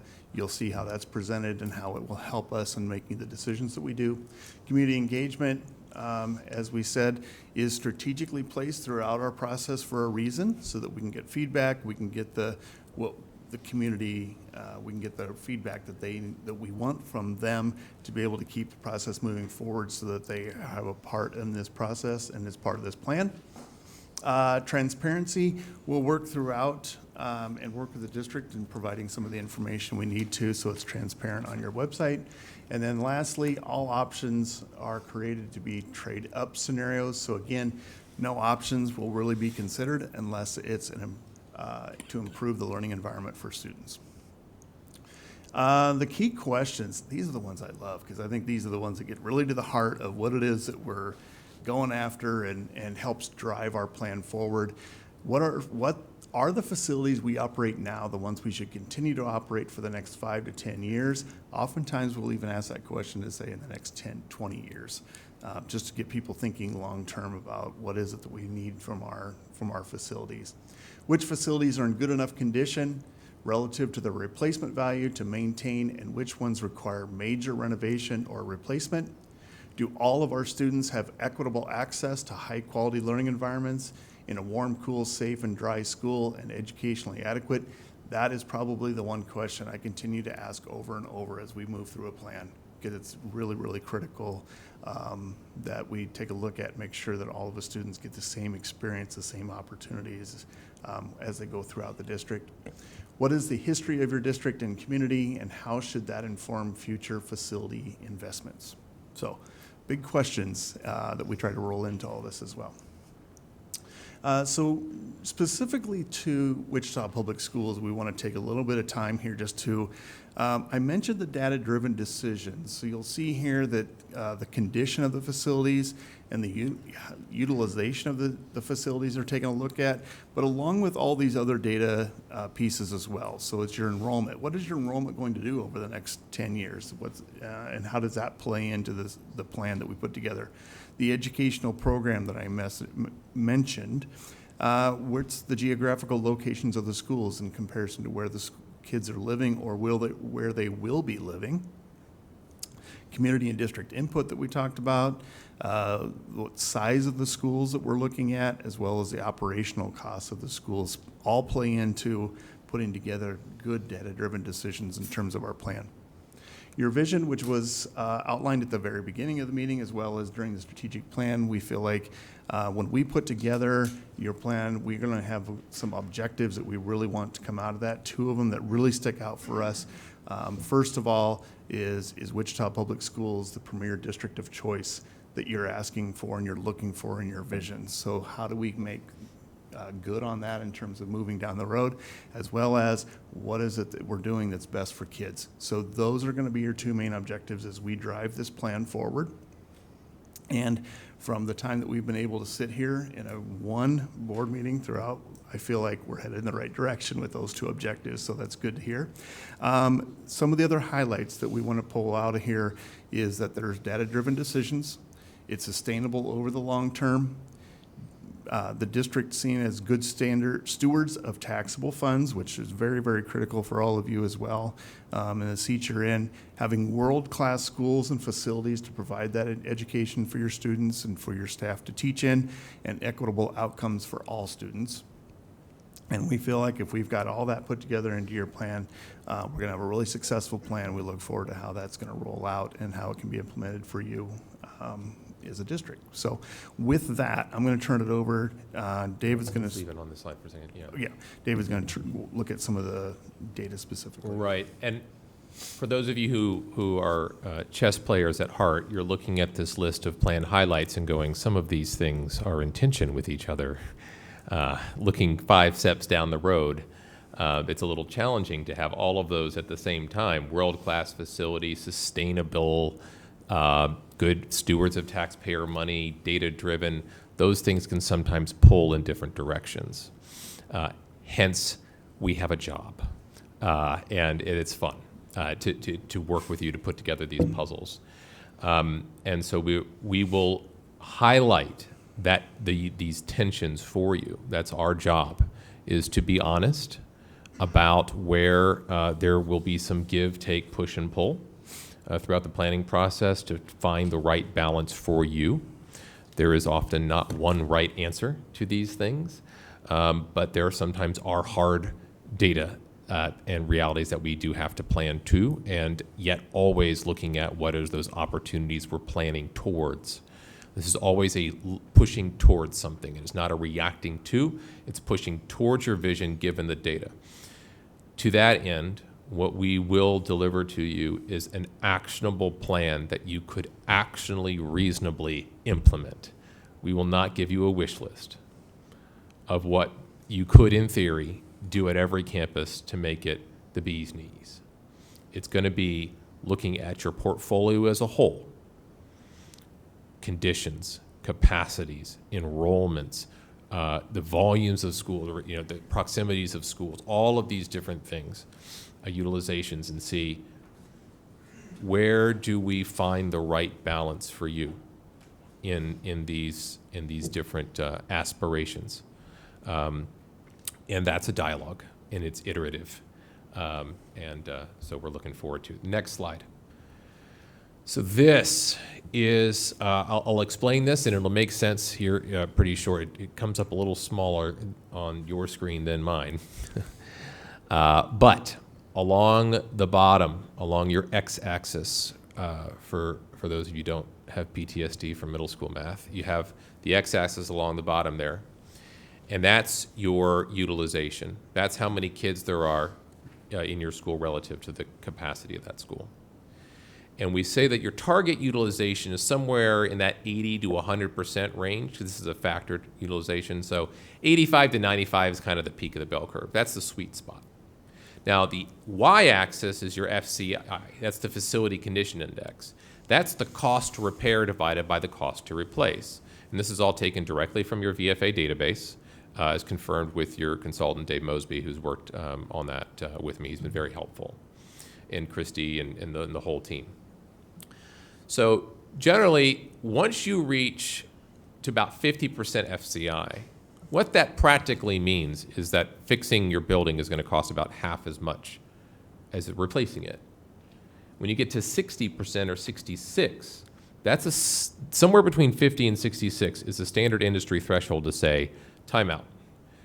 We've got to think hard about what kind of investments make sense here. Generally speaking, if you're going to renovate a building and knock everything out but the load-bearing walls, that's about 66% the value of that building. So if your FCI is close to or exceeds 66%, from an investment standpoint, it's about the same just to go in with a Bobcat, blow it all out, and redo the interiors. So the question is, well, what kind of renovation makes sense? What kind of work makes sense financially and educationally? Because as somebody mentioned earlier, I think Kelly mentioned earlier, a school has lots of classrooms that are 600 square feet, say. Well, that's a third lower than a standard classroom size today. Really small classrooms pretty much dictate what the teacher can and cannot do during that day with a full class. It's much more sit and get than you would like typically. And so the question is, well, if we just keep all the building the same and we see that a good percentage of its classrooms are undersized, significantly undersized, and we do major work but we don't change that, we're baking in that low class size for a very long time because we've made a big investment in this building. We're going to keep it. And so we ask the question, you know, if the FCI is 10%, 20%, that's a very different consideration than if the FCI is 56, 50, 60, 70. At that point, you say, well, hold on. Now let's start to look beyond simply the upkeep investment in a building and look at the educational opportunities that we could perhaps get here. And then there's another consideration, which is the physical size of the building. If you build a new school today, an elementary school, for example, you're building it larger than you did in 1955. Because in 1955, everybody pretty much got the same thing. And it was a pretty, by today's standards, Spartan delivery model. We didn't have the special education services and the intervention services and all of the what we call the holistic, right, educational experience that we want for every kid. Well, that takes adults to administer and to support. Those adults need spaces, and the more adults for the students you need more funds for that, so you need more students to fund it. And so our current schools tend to be bigger. So we look at this, and the FCI and the utilization is an important data set, but then you want to look at the third dimension and look at the school size relative to those things. And so all of these, what we're attempting to show here is that really below 30% your FCI, you're kind of in this repair and maintain strategy from an investment. Up to about 50, 60%, you're looking at system replacements, roofs, HVAC, MEP, major systems likely need replaced if you're in that range of an FCI. Once you exceed 60%, you're looking, for sure, you're looking at this major renovation or replacement. What this data tells us at first brush is that you have some surplus capacity in your district in schools that have very high FCIs. So on the positive side, this means that there's opportunities to reimagine your portfolio in some ways. The challenging side is you have some surplus capacity, some significant surplus capacity at schools with significant condition needs. Would you repeat that? Yes, ma'am. The challenge is that you have significant surplus capacity in the district across the grade levels, predominantly at the middles and elementaries, and that many of those schools themselves have significant condition needs. So we have a lot of what we call in the industry deferred maintenance. That's maintenance that ideally you would do annually. The roof is 25 years old, you replace the roof. But now the roof is 30. It's got a hole, but we patch it because roofs are really expensive right now. And you got a lot of roofs. And then that just compounds over time. And that piles up. And that's where you get a big backlog in need, which I believe Luke in the past has shared with you some of those details. So our starting point is looking at your data and saying, particularly at the elementaries and middles, you have surplus capacity and a lot of condition needs. So what that means is that we're going to provide you some options for change in that, how to address those different needs from a more conservative to a more forward-leaning approach. We're going to provide different options to consider with you, all of whom have benefits and challenges. And one of the things that we like to try to do our job well is to communicate the challenges of the status quo, not just the challenges of change. Because very often the challenges of change are apparent. It's the challenge of the status quo, which might be a little sneakier, and that's what we're going to try to do. Okay, next slide.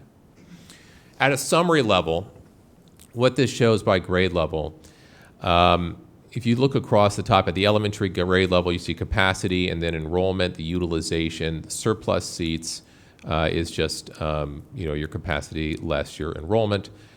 Deficiencies in millions of dollars, so that's a total of about 1.1 billion over a 5-year horizon through 2027 in our look right now. An average FCI by grade level, and so it's highest at the middle school. And that is also where you have the lowest utilization. So that's one of those things that pops out, middle schools. And quite frankly, I see this almost everywhere in a district of size at the middle school level. Middle schools sometimes inherit old high schools built for 4 grades. Now there's 3 in them. Middle schools are often where there's opt-out and choicing going on by parents who are looking for alternatives because they want a specific program and those kinds of things. And so middle schools are often underutilized in my observations. And opportunities, though, to rethink middle school programming and investments to retain and attract. The minimum enrollment and the maximum enrollment shows the range within that grade span. So you have elementary schools with as little as 231 students and the max is of 326. So a significant swing in differences at your elementaries. Middle schools are K-8s, those are a different animal in a way. Middle schools are almost a factor of 2, and high schools are, again, you have alternate programs, so that's kind of a different animal too. Your average enrollment, your average elementary school is under 400 enrollment. You can go down the line there and see, and you have 350, what we tally up there, a number of schools that are less than 350 enrollment. You have 24 of the 54 elementary schools that are under 350.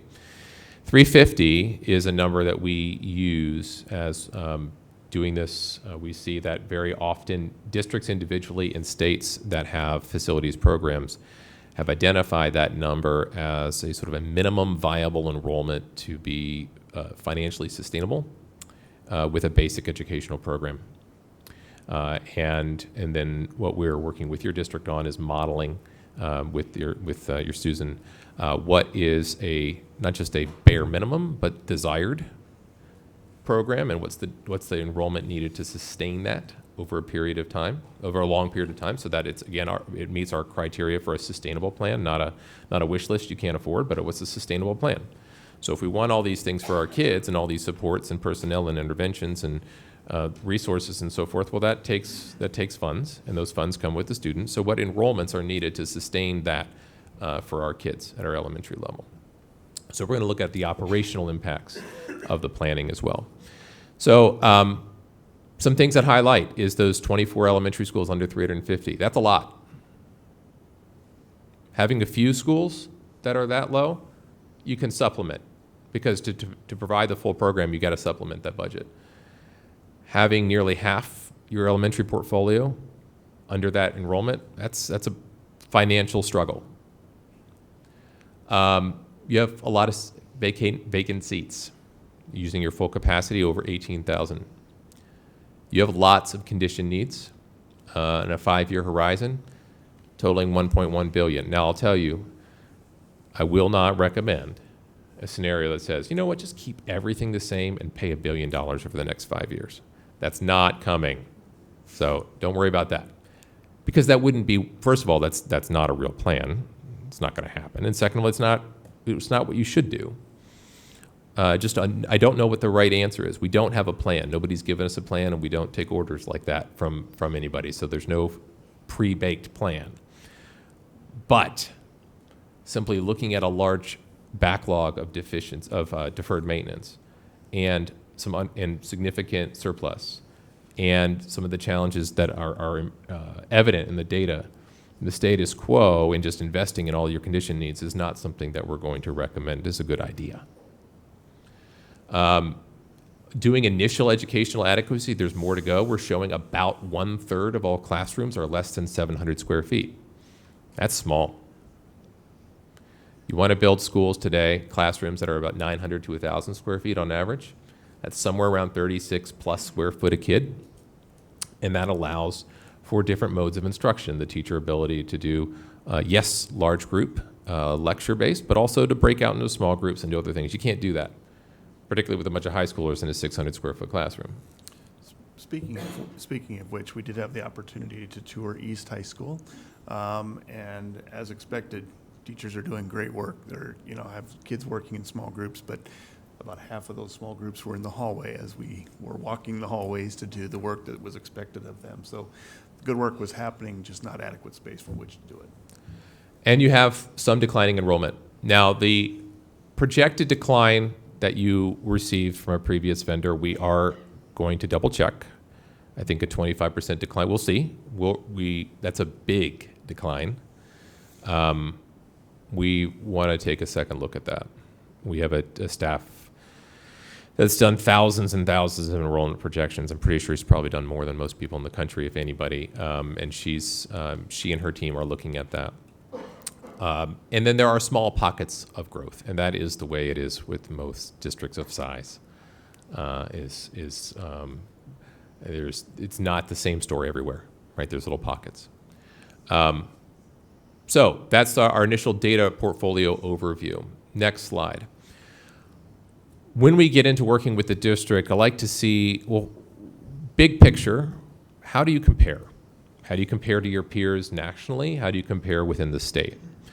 And what I do is I use the National Center for Educational Statistics, NCES, as a baseline data set. Look at enrollment. What they track is what's called total capital outlay, regardless of where that money is coming from. How much are you spending on your buildings, and then dividing that by the number of kids, so we get a equitable total capital outlay per student.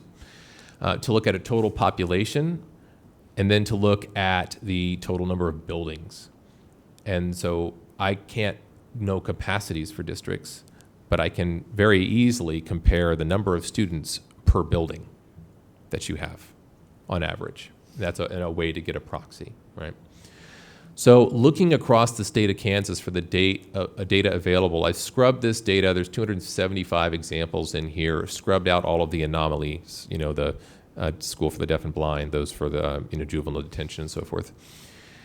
And then looked at the total population and did a sort of percentile rank. Where does WPS rank as a percentile relative to these 275 examples? Total population, capital outlay per pupil, and the numbers of pupils per school or students per school over time from 2006 to 2020. The blue line across the top is you were the largest. 2006 to 2020, no questions, top of the line. The bottom there is the pupils per school. So you're the largest district with near the least pupils per school of any school in the state, district in the state. So you have the most kids, and they're the most spread out in terms of the buildings. You have the most buildings relative to that population. The orange bar is the capital outlay per pupil, and what it shows is you did pass a bond, was it 12 years ago, 10 years ago, something like that? And you were sort of at the top, middle top, and then 2014, your ability to sustain that capital outlay per pupil has decreased relative to your peers in the state. The next slide shows your comparison next to those LEAs, standing for local educational agencies or districts, across the country, which during this data set of time were plus or minus 5% year enrollment. So a commiserately enrollment size school districts. Boston, Charleston, Collier County, Florida, Columbus City, Detroit. You can see them along the edge, and I've had the opportunity to work with a few of those. And what you see here is that your capital outlay per pupil follows a similar story. You were near the top of the pack, and around the same period, you started declining relative to the pack in terms of the percentile, in terms of capital outlay per pupil. That your enrollment was actually in the sort of the bottom third of this group, pretty consistent, and that the pupils per school was also on the lower end, not as at the bottom like we had in the state, but near the lower end. So just from a comparison standpoint, how do you line up? And I said I've had the opportunity to work with some of these districts, and they have similar data as you in terms of you've got some beautiful old buildings. You got a lot of them. Some are historic and some are just old. And it's a matter of looking at moving forward. We ask the question, over the next 10, 15 years, 20 years, what's the optimum portfolio of schools for you to invest the most per capita, per kid? How do you leverage your resources? And every district has their strengths and particulars in the visioning. And yet, at the same time, one thing that I have noticed in this work is that one thing that the large public school district can offer that is consistently a strength is you can bring resources to bear for that kid unlike any other institution in your area.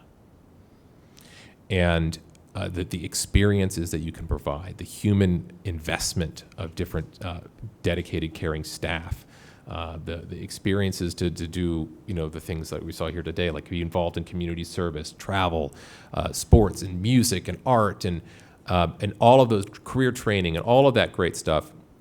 You can do that more to scale than any other agency in your arena.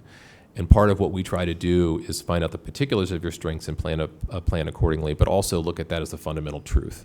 How do we leverage your strength of scale to bring that to bear for your kids so they have consistently K-12, every kid, every day, a warm, cool, safe, dry, educationally adequate, and highly resourced environment as a rudder for us to build this plan. So next steps. Here, as we look at our calendar, we are in finishing the initial data collection. We're pretty solid on that now in terms of gathering up that data. And we have the opportunity to meet with you.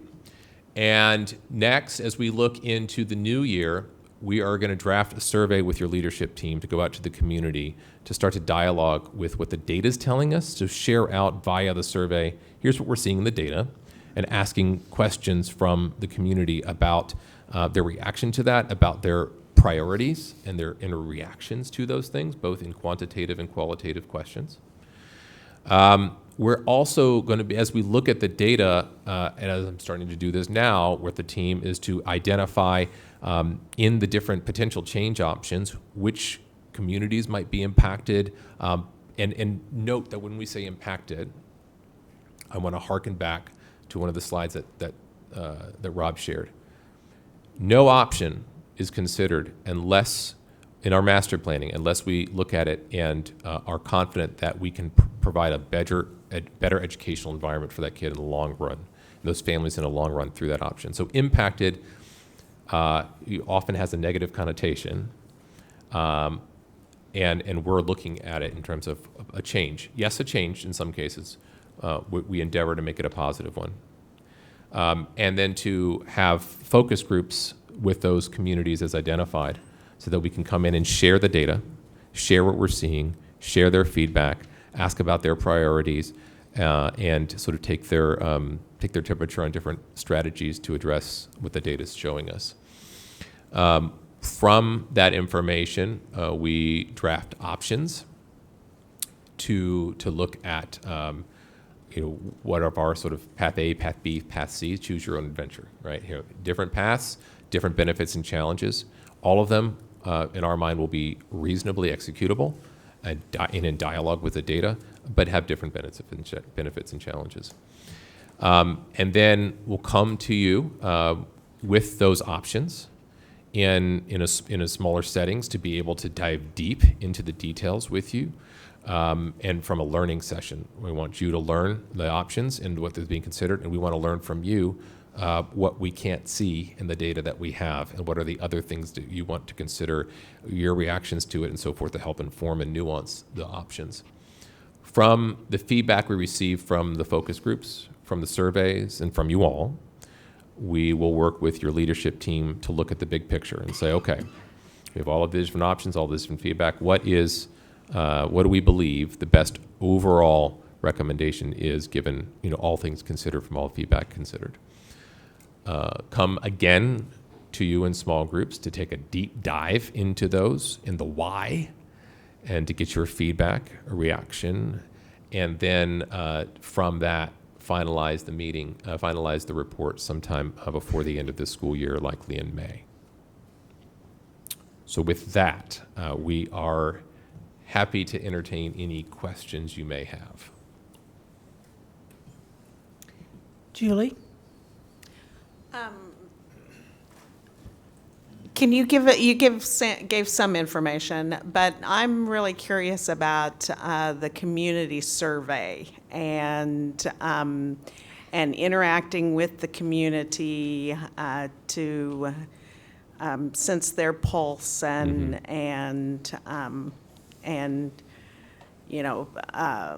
ideas relative to the concerns and the plans. So could you just elaborate a little bit, like on the survey and on that process of working with the community? Sure. So the survey, it's very important to me and our team that when we share a survey, it's not in a vacuum.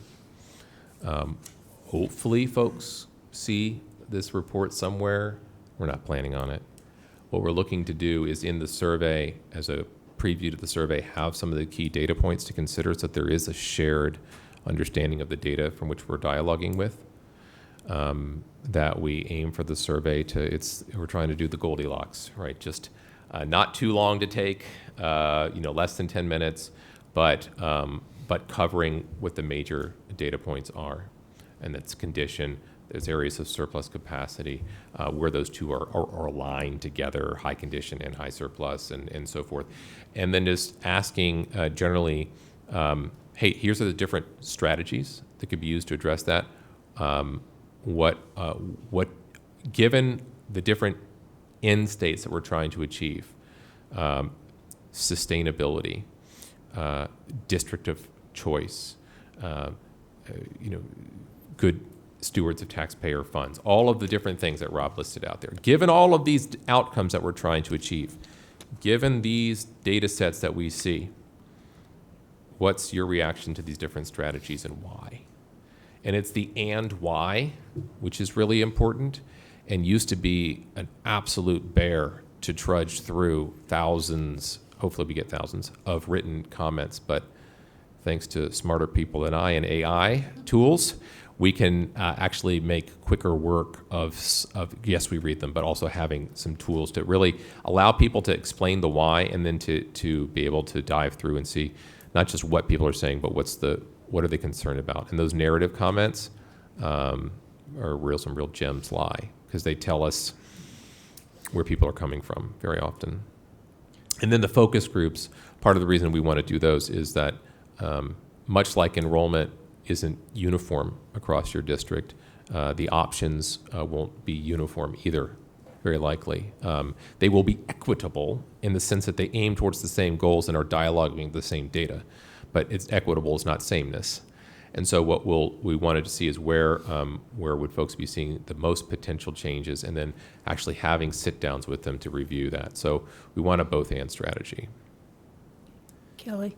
So I wanted to just chime in a little bit, and I'm stealing a little bit of Susan's January presentation, because her and I have referred to it kind of this, what we're doing as a three-legged stool. You know, what we do is we put a teacher in a classroom with kids and we teach, right? Like that's the nut of what we do as a district.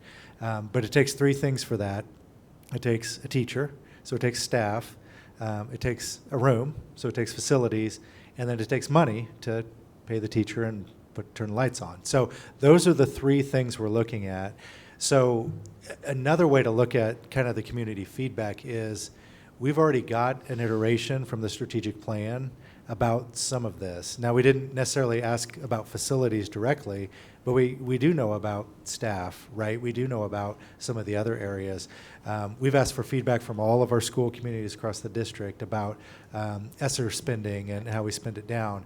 And what we're using some of that data for as we get it in from teachers, staff, principals, everybody, is this idea, you know, of if we were to you know, to create a model school, right? Would that be a 3-section school? Would that be a 4-section school?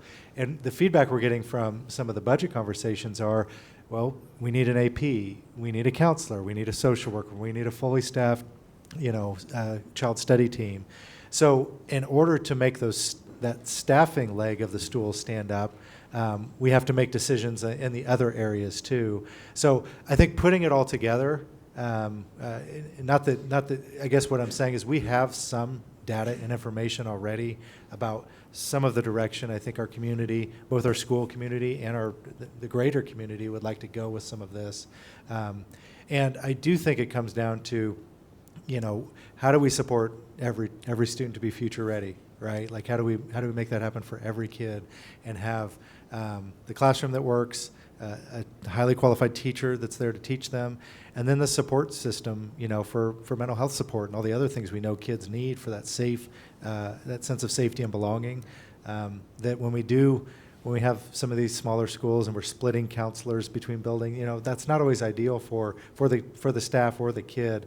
So what does an ideal look like? And not that we're going to get there tomorrow by any means, but it's really stimulated us to drive forward and like thinking about what does that look like for us as a district. So I'm glad they're going to do, you know, the surveys and the focus groups and continue to get more feedback because we need that. But part of what we've been generating, you know, throughout this entire fall, I think is going to be beneficial to lay that foundation for different pieces of the legs of the stool, but really all holding up, you know, the classroom and the teacher. That's really what it's all about. So I just wanted to interject that in there. So, Stan? Thank you, Cheryl. I just wanted to ask if the board could get a hard copy of that presentation. Sure. Next month, we'll have a newer, younger guy on this board, and he's probably already got it on his phone and will already have digested it. And he could read it. Yeah. He probably. He's shaking his head. He's probably already magically transported it to his home by now. But those of us, we're still hard copy people. Got it. Absolutely. Okay. And and we'll make note to, in future presentations as well. Diane? Okay. I've got a question, but can't get it on my. Oh, okay. Go ahead. Did you, when you were doing about, when you were doing the size of the population per school, that was typical, Mhm. or was it best, or was it just average? How did you come up with this population, say for the elementary school, or let's take the middle school, because those were the ones where we had, you said that the middle schools were the ones that most likely were underpopulated. So, good question. So I was speaking pretty in general terms about that, just from what I've seen nationwide, is that very often in larger districts like yourself, there is surplus capacity at the middle grades. At other districts too, not Yes, just ma'am. us? Not just you. At other districts, correct. And that very often the part of the where we see that coming is that parent choice is often at play here. Looking at, hey, my kid's in middle school, and I need to keep her or him engaged, and I'm looking. I need something maybe a little different. Or I think I might need that. Or that's something. Another thing is that sometimes your middle schools are legacy high schools, and they were built for larger populations, and they're just underutilized. Well, we have middle schools that are specifically schools of choice that people from all over the district can apply to and stuff. Right. But when you have that typical middle school, are you identifying how many, like you said that about 1,000 square foot would be an appropriate classroom size? Anywhere from 900 to 1,000. Okay, so how many kids were you calculating should be in that school room? That's a good question. So it's typically about 22 to 25 is what we're looking at. If you want to look at sort of a planning number on a square foot, I typically look at about 37 square foot a kid. Okay. Whatever your number is, 18, 20, 22, 25. Some districts I work with, it's in the 30s. Whatever it is, right? You multiply that by about at least 36 square, per kid, if not a little higher. Okay, I just was checking on that because 1,000 square feet is a wonderfully big room, and I wanted to make sure you weren't intending for 40 kids to be in there. No, ma'am. Okay. No. Second question is, were any of our middle schools or any of our schools, would you consider them too large? Too many students in them?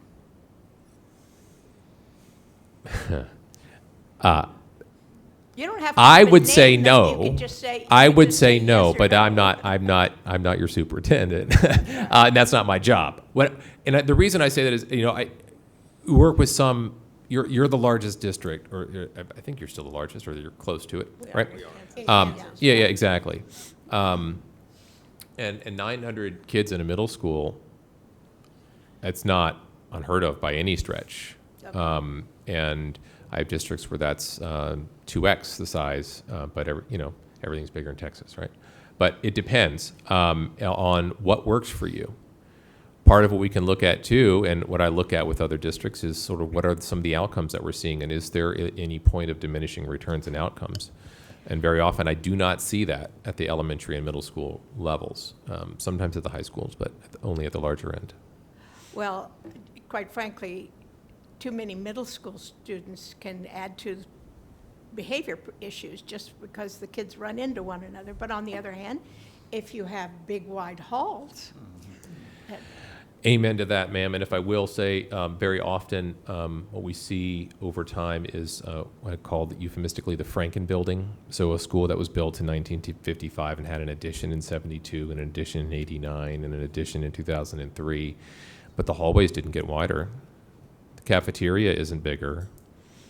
The office isn't any bigger. All of those core support spaces don't get bigger when you tack on capacity on the outside. And Okay. yeah. Thank you. Okay. Diane? Thank you, Diane. Thank you, gentlemen, for being here, and thank you for your presentation.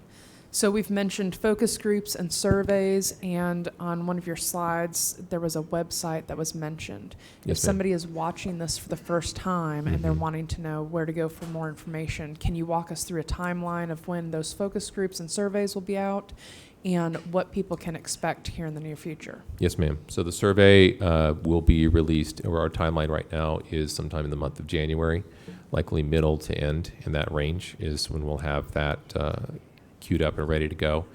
And we'll work with Luke and the communications team to make sure that that's front and center on your website so that folks can always go there and see it. Obviously, this presentation will be on your record in the board docs and so forth, and any deliverables like this background report and others will also be posted to the website so folks can see it. Focus groups, right now, what we're looking at is probably February. And the exact dates as those become certain, we will again post that, but no, in the February timeframe that'll come. So after we have the survey data. Okay. And Diane, the website will be, we talked about January 5th, kind of our deadline for getting kind of a specific spot on the website for this information and some of the data for everybody too. So it's not there yet, but it will be right after Christmas. And I'm assuming that we're going to handle this like we have surveys in the past, where it's out to the public, where it's out to the parents and community at large. Yes, yeah. Okay. And we would really love, non-parent community engagement, right? Like this, we're here for everyone in the community, even everybody that watches our board meetings. So yeah, we hope to have far and wide engagement. Okay, very good. Thank you very much. Yes, ma'am. Hazel? Yes, I'd like to thank you for the presentation. I'd also like to thank you for, I really appreciate that your goals are based on our beliefs and strategic plan, and that you are closely aligning what you're doing with what we are about in our district. So I just wanted to thank you for that. Yes, ma'am. Thank you. I'm seeing no other questions. Thank you very much, gentlemen. I Thank know you. this won't be the last time this board will see you all, and it's interesting, difficult work ahead. So thank you. Yes to both. Thank you. Thank you very much. Next item. Next item, under policy, second review, proposed update of human resources policy. Okay, this is policy 3714, and it is the early retirement program. You did have it last time, and there weren't any comments. Are there any concerns, Julie? Yeah, when we talked about this last month, I had some questions and concerns, and I just want to state that with this new rewrite tonight, everything is resolved. I'm very pleased now with the language, and I think now that this is the second read, we can have a motion Yes, to we pass can. this, so I will go ahead and make that motion. There may be other comments, but I'll go ahead and make the motion. Second. All right. And I'm seeing no other comments, so we can vote. It was moved by Julie and seconded by Stan that we accept this policy. Please cast your vote.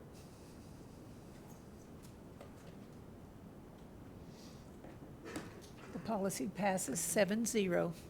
Next item.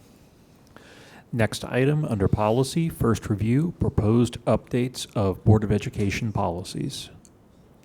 And we do have several policies here, 6 policies that have come in that are dealing with curriculum and the secondary schools, well, in all of our schools. So are there any questions on any one of these policies? This is a first read. We won't be voting tonight. I'm seeing no questions, so I'm going to move this through the agenda for the meeting in January for a second read. Next item. Next item, under reports, United Teachers of Wichita. Welcome, Katie. And as you're coming down, thank you very much for the flowers that you gave to Ernestine and I. That's a wonderful surprise. Thank you.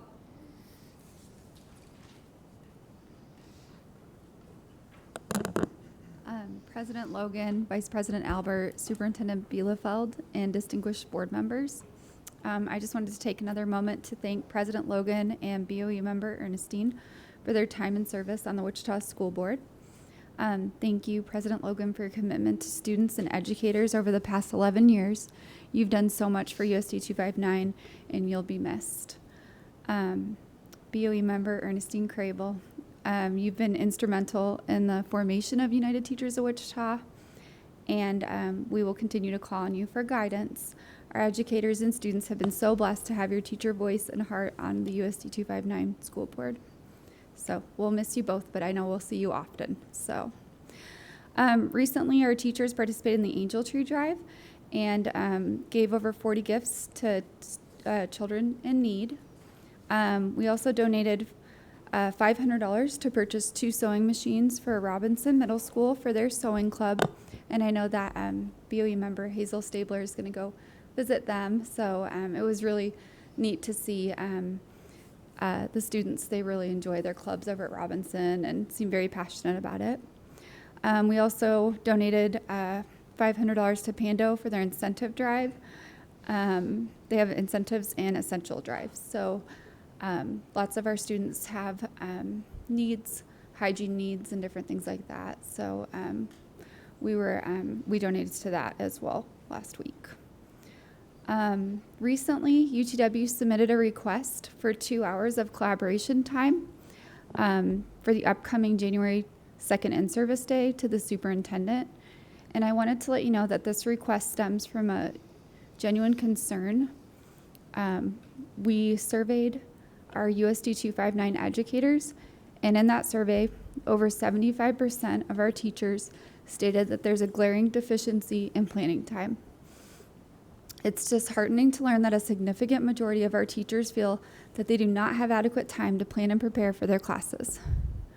We understand that some principals have already scheduled activities for that upcoming in-service day.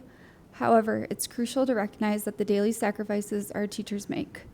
They demonstrate flexibility by stepping in during their precious planning time to cover for absent colleagues. They willingly take on additional students when their peers are out sick, all in the name of ensuring that our students receive the education they deserve. If we genuinely care about alleviating teacher workload and preventing burnout, we need to address the workload issue head on. Providing our teachers with dedicated collaboration time is not just a luxury, it's a necessity. The time that we requested allows them to come together, share ideas, and collectively build lessons that will engage and inspire our students. It's an investment in the quality of education we provide and ultimately in the success of our students. So I'd like to say thank you to those principals that have allotted that time for our teachers and publicly ask for support for this request. I also wanted to take a moment to thank Superintendent Bielefeld. I appreciate the dialogue and conversations we've had and look forward to continue to work together to make USD 259 the district of choice for our educators and students. Thanks. Thank you very much. Next item. Next item, Service Employees International.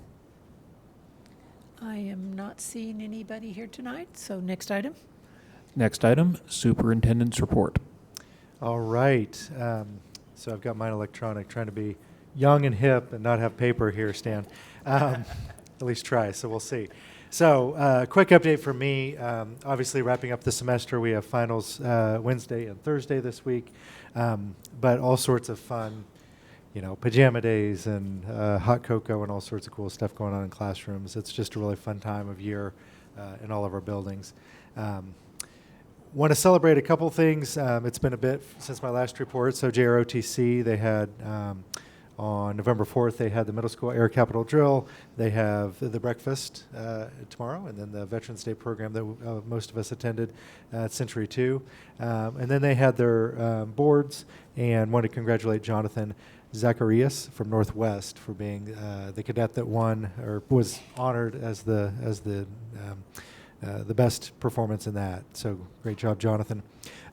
Hazel was able to go to Teacher Signing Day last week. We signed, I believe there was 8 or 12 teachers there, but overall we have somewhere around 25. Some are starting in January, some are starting in August. But one of the things that stood out to me was the number of people that were there that signed that came up through the system that were Wichita Public Schools. So I think kudos to our teachers, right? Like someone inspired that person to go do that job. So kudos to our teachers for being that inspiration for the next generation of great teachers. I wanted to celebrate the Art Council's awards. The Art Council Awards were established in 1969 by the Wichita-Sedgwick County Arts and Humanities Council. And so we wanted to congratulate Wichita Southeast Theater Director Martha Dooms. She received the Arts Educator Award. And Letha Altit, Wichita East senior, who received the Youth Recognition Award. And they were both recognized at the 53rd Annual Award Dinner on November 9th. So congratulations to Martha and Aletha. Additionally, we have all sorts of other concerts and programs and performances, and 'tis the season, right? All across the district for all that fun stuff. It was already mentioned that Mr. Castle wasn't here, but just to make sure we understand kind of the importance of it, Pleasant Valley Middle School won #1 best place to work in Wichita for large companies. So there was 10. They take the top 10 there, and they start with 10, and they go through. And Mr. Castle's goal was not 10th, right? He didn't want to be last, even though it's not really last, right? It's 10th place. And so as it kept going and kept going, he was pretty stunned. He invited his food service lead, his head custodian, his bookkeeper, and then his assistant. I mean, it's just a real cross-section of what makes that school a great place. So congratulations to Pleasant Valley Middle School. That's a pretty big honor. Katie mentioned it, but I did get to meet with Katie, and I also met with Esau. Esau met with Luke and Albert Jackson and a group of custodians, and just really kind of talked about custodial concerns across the district with staffing and some specifics with some building issues with workload and things. But want to just kind of publicly say thank you to Esau and the team for the conversation, but also thank you to our custodians. As Katie was mentioning, the workload of teachers, and when the sub's not filled, everybody else has to fill in. The same thing's true of our custodial staff. So I did want to lift up our Good Apple Awards that a lot of you were able to attend. We had 9 custodians that were recognized that night. So Joe Fugit from Benton Elementary, Destiny Elias from Benton Elementary, Nate Black Prim from CMA, Michael Bagwell from Cloud, Jeff West from Franklin, James Harry from Kelly, and then head custodian Conway Woody from Mayberry, and building engineer David Hassenkamp from Northwest High School. So we recognized a ton of people that night. I'm not going to read all their names, but I did want to lift them up because that's can be a very thankless job, and but so critical, especially in the flu season, to keep our buildings clean. We hosted the Teen Drug Summit. The Wichita Crime Commission put that on, but that would not happen without Terry Moses and all of her support. So that was a very cool event, very well attended. A lot of kids got a lot of good information that might be hard to hear, but things that they need to hear about what happens when drugs are used. Patty shared about the turkey drive, so super cool event. We had the ribbon cutting at the Future Ready Center for Health Sciences. And then, I don't know if it was the highlight, because there's a lot of highlights there, but the Teacher of the Year visit is always just super cool, right? Just people that are on fire for the profession. They get so excited about bulletin boards and, bunnies and, all the stuff. So, again, congratulations to Joanna Farmer, our nominee from Southeast High School. She was able to show off her ag program and the amazing things she does there. But it was great to have the team on site and show them all about Wichita Public Schools. I think they learned a lot. I think some of those people, because this team is the top 8 from the state.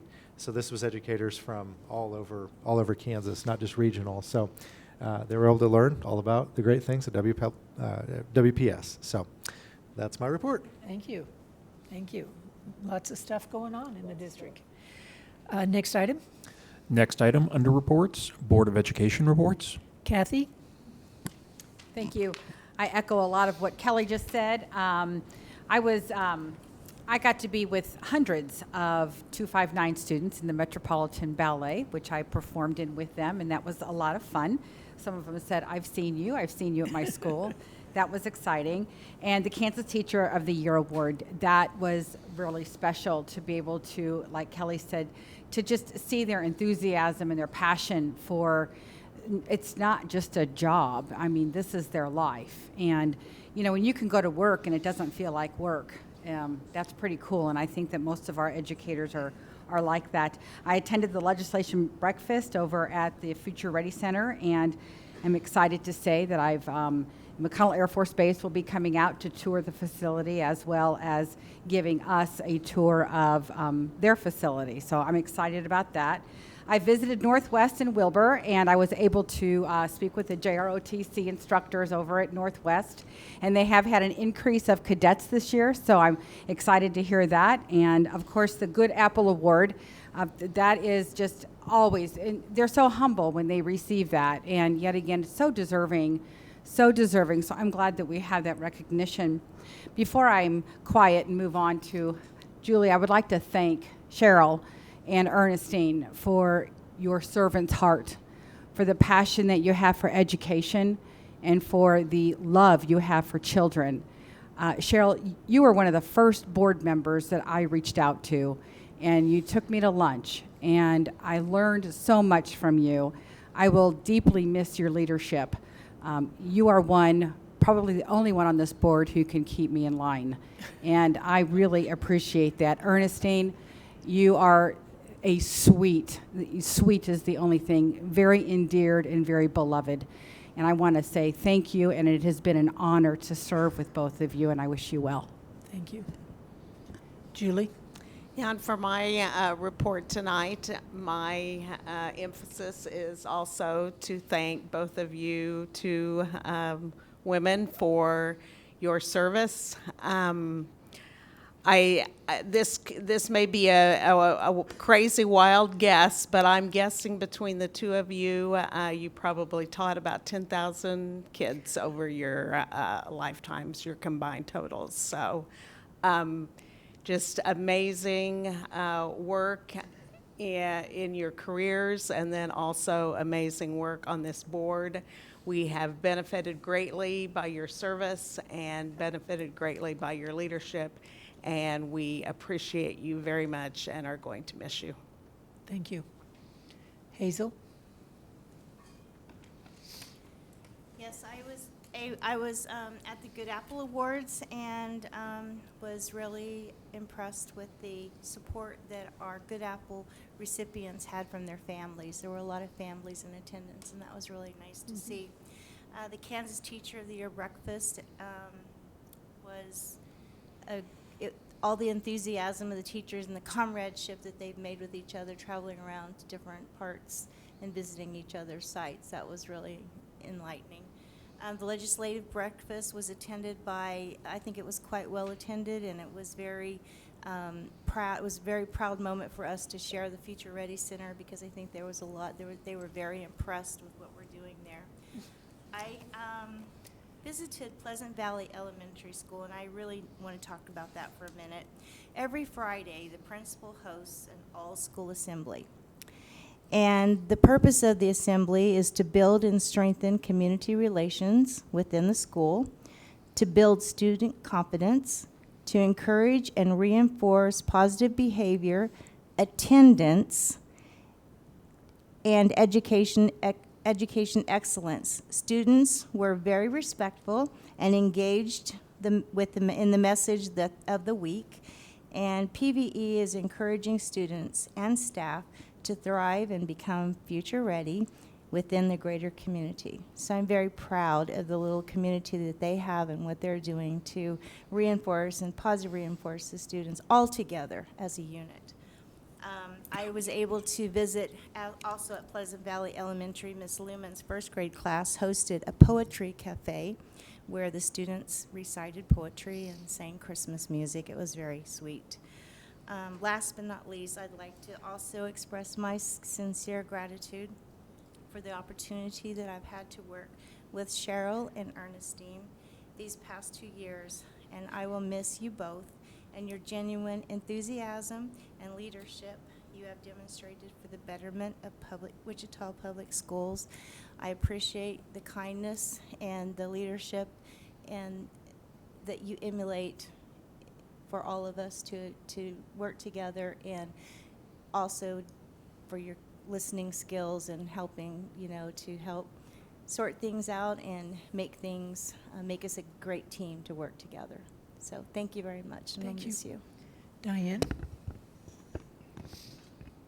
I attended many of the same events that have already been brought up. So what I'm going to do is, I did attend the Future Ready Healthcare ribbon cutting ceremony, and these are kind of a new concept for secondary schools. And so I just want to say kind of the framework of what these are. We've got two Future Ready centers right now, one that focuses on manufacturing and one that focuses on healthcare. And these are a partnership with WSU Tech, and with other community partners, whether it be Wesley Medical Center for the healthcare or Textron and other manufacturings for the manufacturing center. These provide students with hands-on training, learning opportunities, and mentoring from industry experts while they're still attending their base high school. So these are standalone facilities that students come to. It's totally free. There's no additional cost to students. They start every fall and spring semester. They're open to juniors and seniors. We'll provide transportation, and there's no books required. Students can earn industry certification. They can earn college credit, and it's also a guaranteed work-based learning internship. I know my husband works for Textron Aviation, and so there's guaranteed job interviews for students that are attending the Future Ready Center. So these are a great opportunity for our students to get real industry hands-on experience. So I also attended the Good Apple Awards, the Teacher of the Year team visit. I was able to spend most of the day with them as they toured Adams Elementary and Coleman Middle School, and then also attended the legislative coffee, and we were able to give some of our local legislators a tour of our Future Ready Manufacturing Center. So that was a great highlight for that. Ernestine, you have been a great and endearing board member. So we have spent many agenda reviews together, so we've been able to have many just offhand conversations where I've gotten to know you, your passions, your past, and your experiences, and you have quite an interesting life story. And so for anybody that wants to hear an interesting life story, sit down with Ernestine for a little bit, and she will share some wild stories about experiences that she's had in life that are just so fascinating. So thank you for sharing those. Thank you for sharing your passion. I love your civic engagement passion, and so it has been an honor to get to know you better over these last couple of years, and I look forward to continuing our conversations. Cheryl, I wrote down that I don't want to age you, but I'm pretty sure that you've been teaching longer than I've been alive, and come to find out, you've been teaching Without a lot a doubt. longer than I've been alive. So thank you for your experience. Thank you for your mentorship, your leadership. I don't normally do this.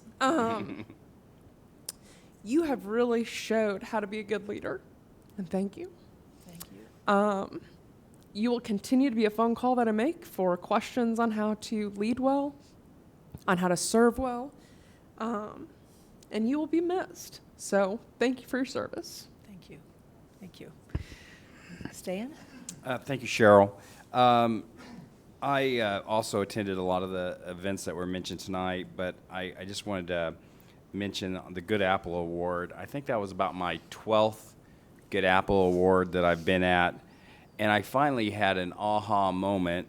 I never claimed to be a fast learner, but I was standing there and I was thinking, it's really about 1 million pieces for this whole district that somehow fits together, and you think of things like, well, that teacher could not have done that without that support person. And then you hear the next person come along and said, well, then that support person could not have done that without their benefits being explained or being paid. And it's like, and it was like I said, it was a aha moment. It was like, there's really 1 million pieces in this district, and somehow we all get together and produce for our students. So I hope we continue to point out our fine examples of people and community members as well. I also wanted to just mention something real quick about, we talk a lot about attendance, and I've noticed that when we talk about attendance, we drop the word tardiness, and I would like to see the school district tend to start emphasizing when they talk about improving attendance, that we also talk about improving being on time and the tardiness problem that we've had from time to time. Because when you leave high school, that is one of the biggest things your employer will look at, is not only your attendance, but whether or not you show up on time. So let's start connecting those two words together. You know, we spend a lot of time together on this board when you're on a Board of Education, and we go to events together, we share milestones with each other's lives, we share each other's triumphs and tragedies, and we get to know each other's strengths and weaknesses. Though I've yet to find a real weakness for Cheryl, though. I have tried to rattle her before, but she never gets rattled. And so I really can't think of too many weaknesses that Cheryl has. Same with Ernestine. I think Ernestine, especially the 2 years of COVID, I think most of my calls to Ernestine were not about school issues, they were just to talk.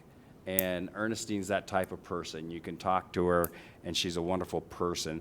If there's ever a entry in a dictionary on a Kansas Board of Education member, Cheryl's picture will be there. So I will also miss both of you. You are excellent examples of what we all need to strive to be, not only as board members, but as citizens. So thank you. Thank you very much. Ernestine? Well, as I leave this board, I have to bequeath some things. I bequeath to Knock, District 3, and all of those wonderful schools. They are so excited just for you to come and have lunch with them. Do it. I went to Clark Elementary, and I find out that they've put my picture in Diane's church and on the website for their school. A school board member came to visit us. So schools just really do appreciate that we care. And I just bequeath that to you. Diane, I bequeath to you my slogan of he who tooteth not his own horn, or she who tooteth not her own horn, get her own horn not tooteth, because I know you're going to keep them so that we can put on the, is it called the dashboard, that we're going to put all of their accomplishments and stuff, and so you're going to keep us so that the world knows that we're doing well. Do I get the horn? Well, as a matter of fact, I really did struggle with this, whether I should give you this wonderful pink horn that I was given this evening. And I'll have to buy you a different one because I need this one. And Julie, I am bequeathing you. You're the one that has to keep putting the pressure on about that we're going to have a billboard. Because you're right, the public needs to know, not just the parents, but the public. So you're the one that has to keep saying, when are we going to get our billboard? And quite frankly, I am still offering to go around to all the businesses in town and gather the money for their billboard that tells about our Future Ready and how great we are. I have one other thing. As the shortest member of the team, after I had a hip surgery, they gave me this footstool. So I bequeath you my footstool. Thank you, Ernestine. Okay, I'm not finished bequeathing. Okay. Hazel, I bequeath you the portfolio to continue to push that we're going to have a Native American teaching class put on our curriculum. I'll come and make the speeches from there, and you make the speeches from the board, and keep the pressure on. Also, I bequeath you my title and role as the most fashionable one on the school board. And Stan, I bequeath to you this, the role of giving all the smart remarks and the irrelevant side remarks and the total irrelevancy that sometimes that I tend to, but I won't be here to do that, so you'll have to do that. I could definitely do that. And Kelly took my praise for all the custodians. So Kelly, from now on, that's going to be your job, is to, on a regular basis, at least once every 3 months, that you're going to give kudos to all of the custodians and the teachers too, but especially custodians, because they never get it. Okay. And last but not least, Kathy.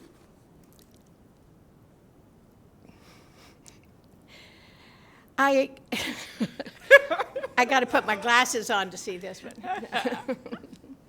No, you are a voice that you're going to be the only voice on the board that has been in a classroom. So you're going to have to be the voice that tells what it's like when those kids when you know that it's the new moon and they're squirrely and the teachers are going crazy, and we're up here saying the teacher should be added this and this and this and this. You're the one that I bequeath the teacher voice, that you're going to talk about how that, and you're going to I bequeath you to be the one to give the shout out to teachers almost every week, every meeting, okay? But also, you're the one that's going to give some speeches around the community, and you will have my role of giving Wendy's department heart attacks by calling up the very day that you have a speech to give that evening and saying, I need 47 flyers that will say this, this, and this. And so that will be your role, is to give Wendy's department heart attacks where they will do that. What? They do, and there's, you can hardly even notice the sweat on their brows. So to all of you, I will miss you terribly, and you will have to now carry the torch without me. Thank you.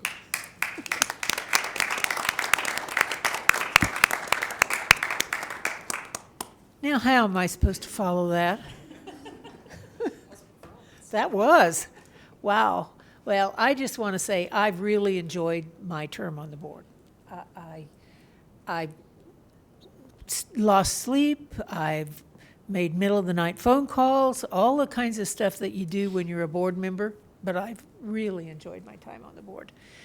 I was thinking about it, and the students that entered in kindergarten the year I came on the board graduated last June. So it's time. It's time for me to take a break and figure out what I'm going to do next, because I won't just sit home alone. So thank you to all of you. Thank you to our staff. Thank you to our teachers. Thank you to the administrators. But most of all, thank you to all of you, because you have been most gracious to me as I fumbled through doing things. So thank you. And with that, next item. Next item, under miscellaneous, new business. I do have some new business. The board will have special meetings on Friday, January the 5th, and Saturday, January the 6th, for the purpose of executive sessions, and those will be advertised as normally to the press. Next item. Next item, under miscellaneous, Board of Education requests. I'm seeing no requests tonight. Next item. Next item, under miscellaneous, adjournment. I move we adjourn. Moved by Cheryl, seconded by Ernestine. Please cast your votes.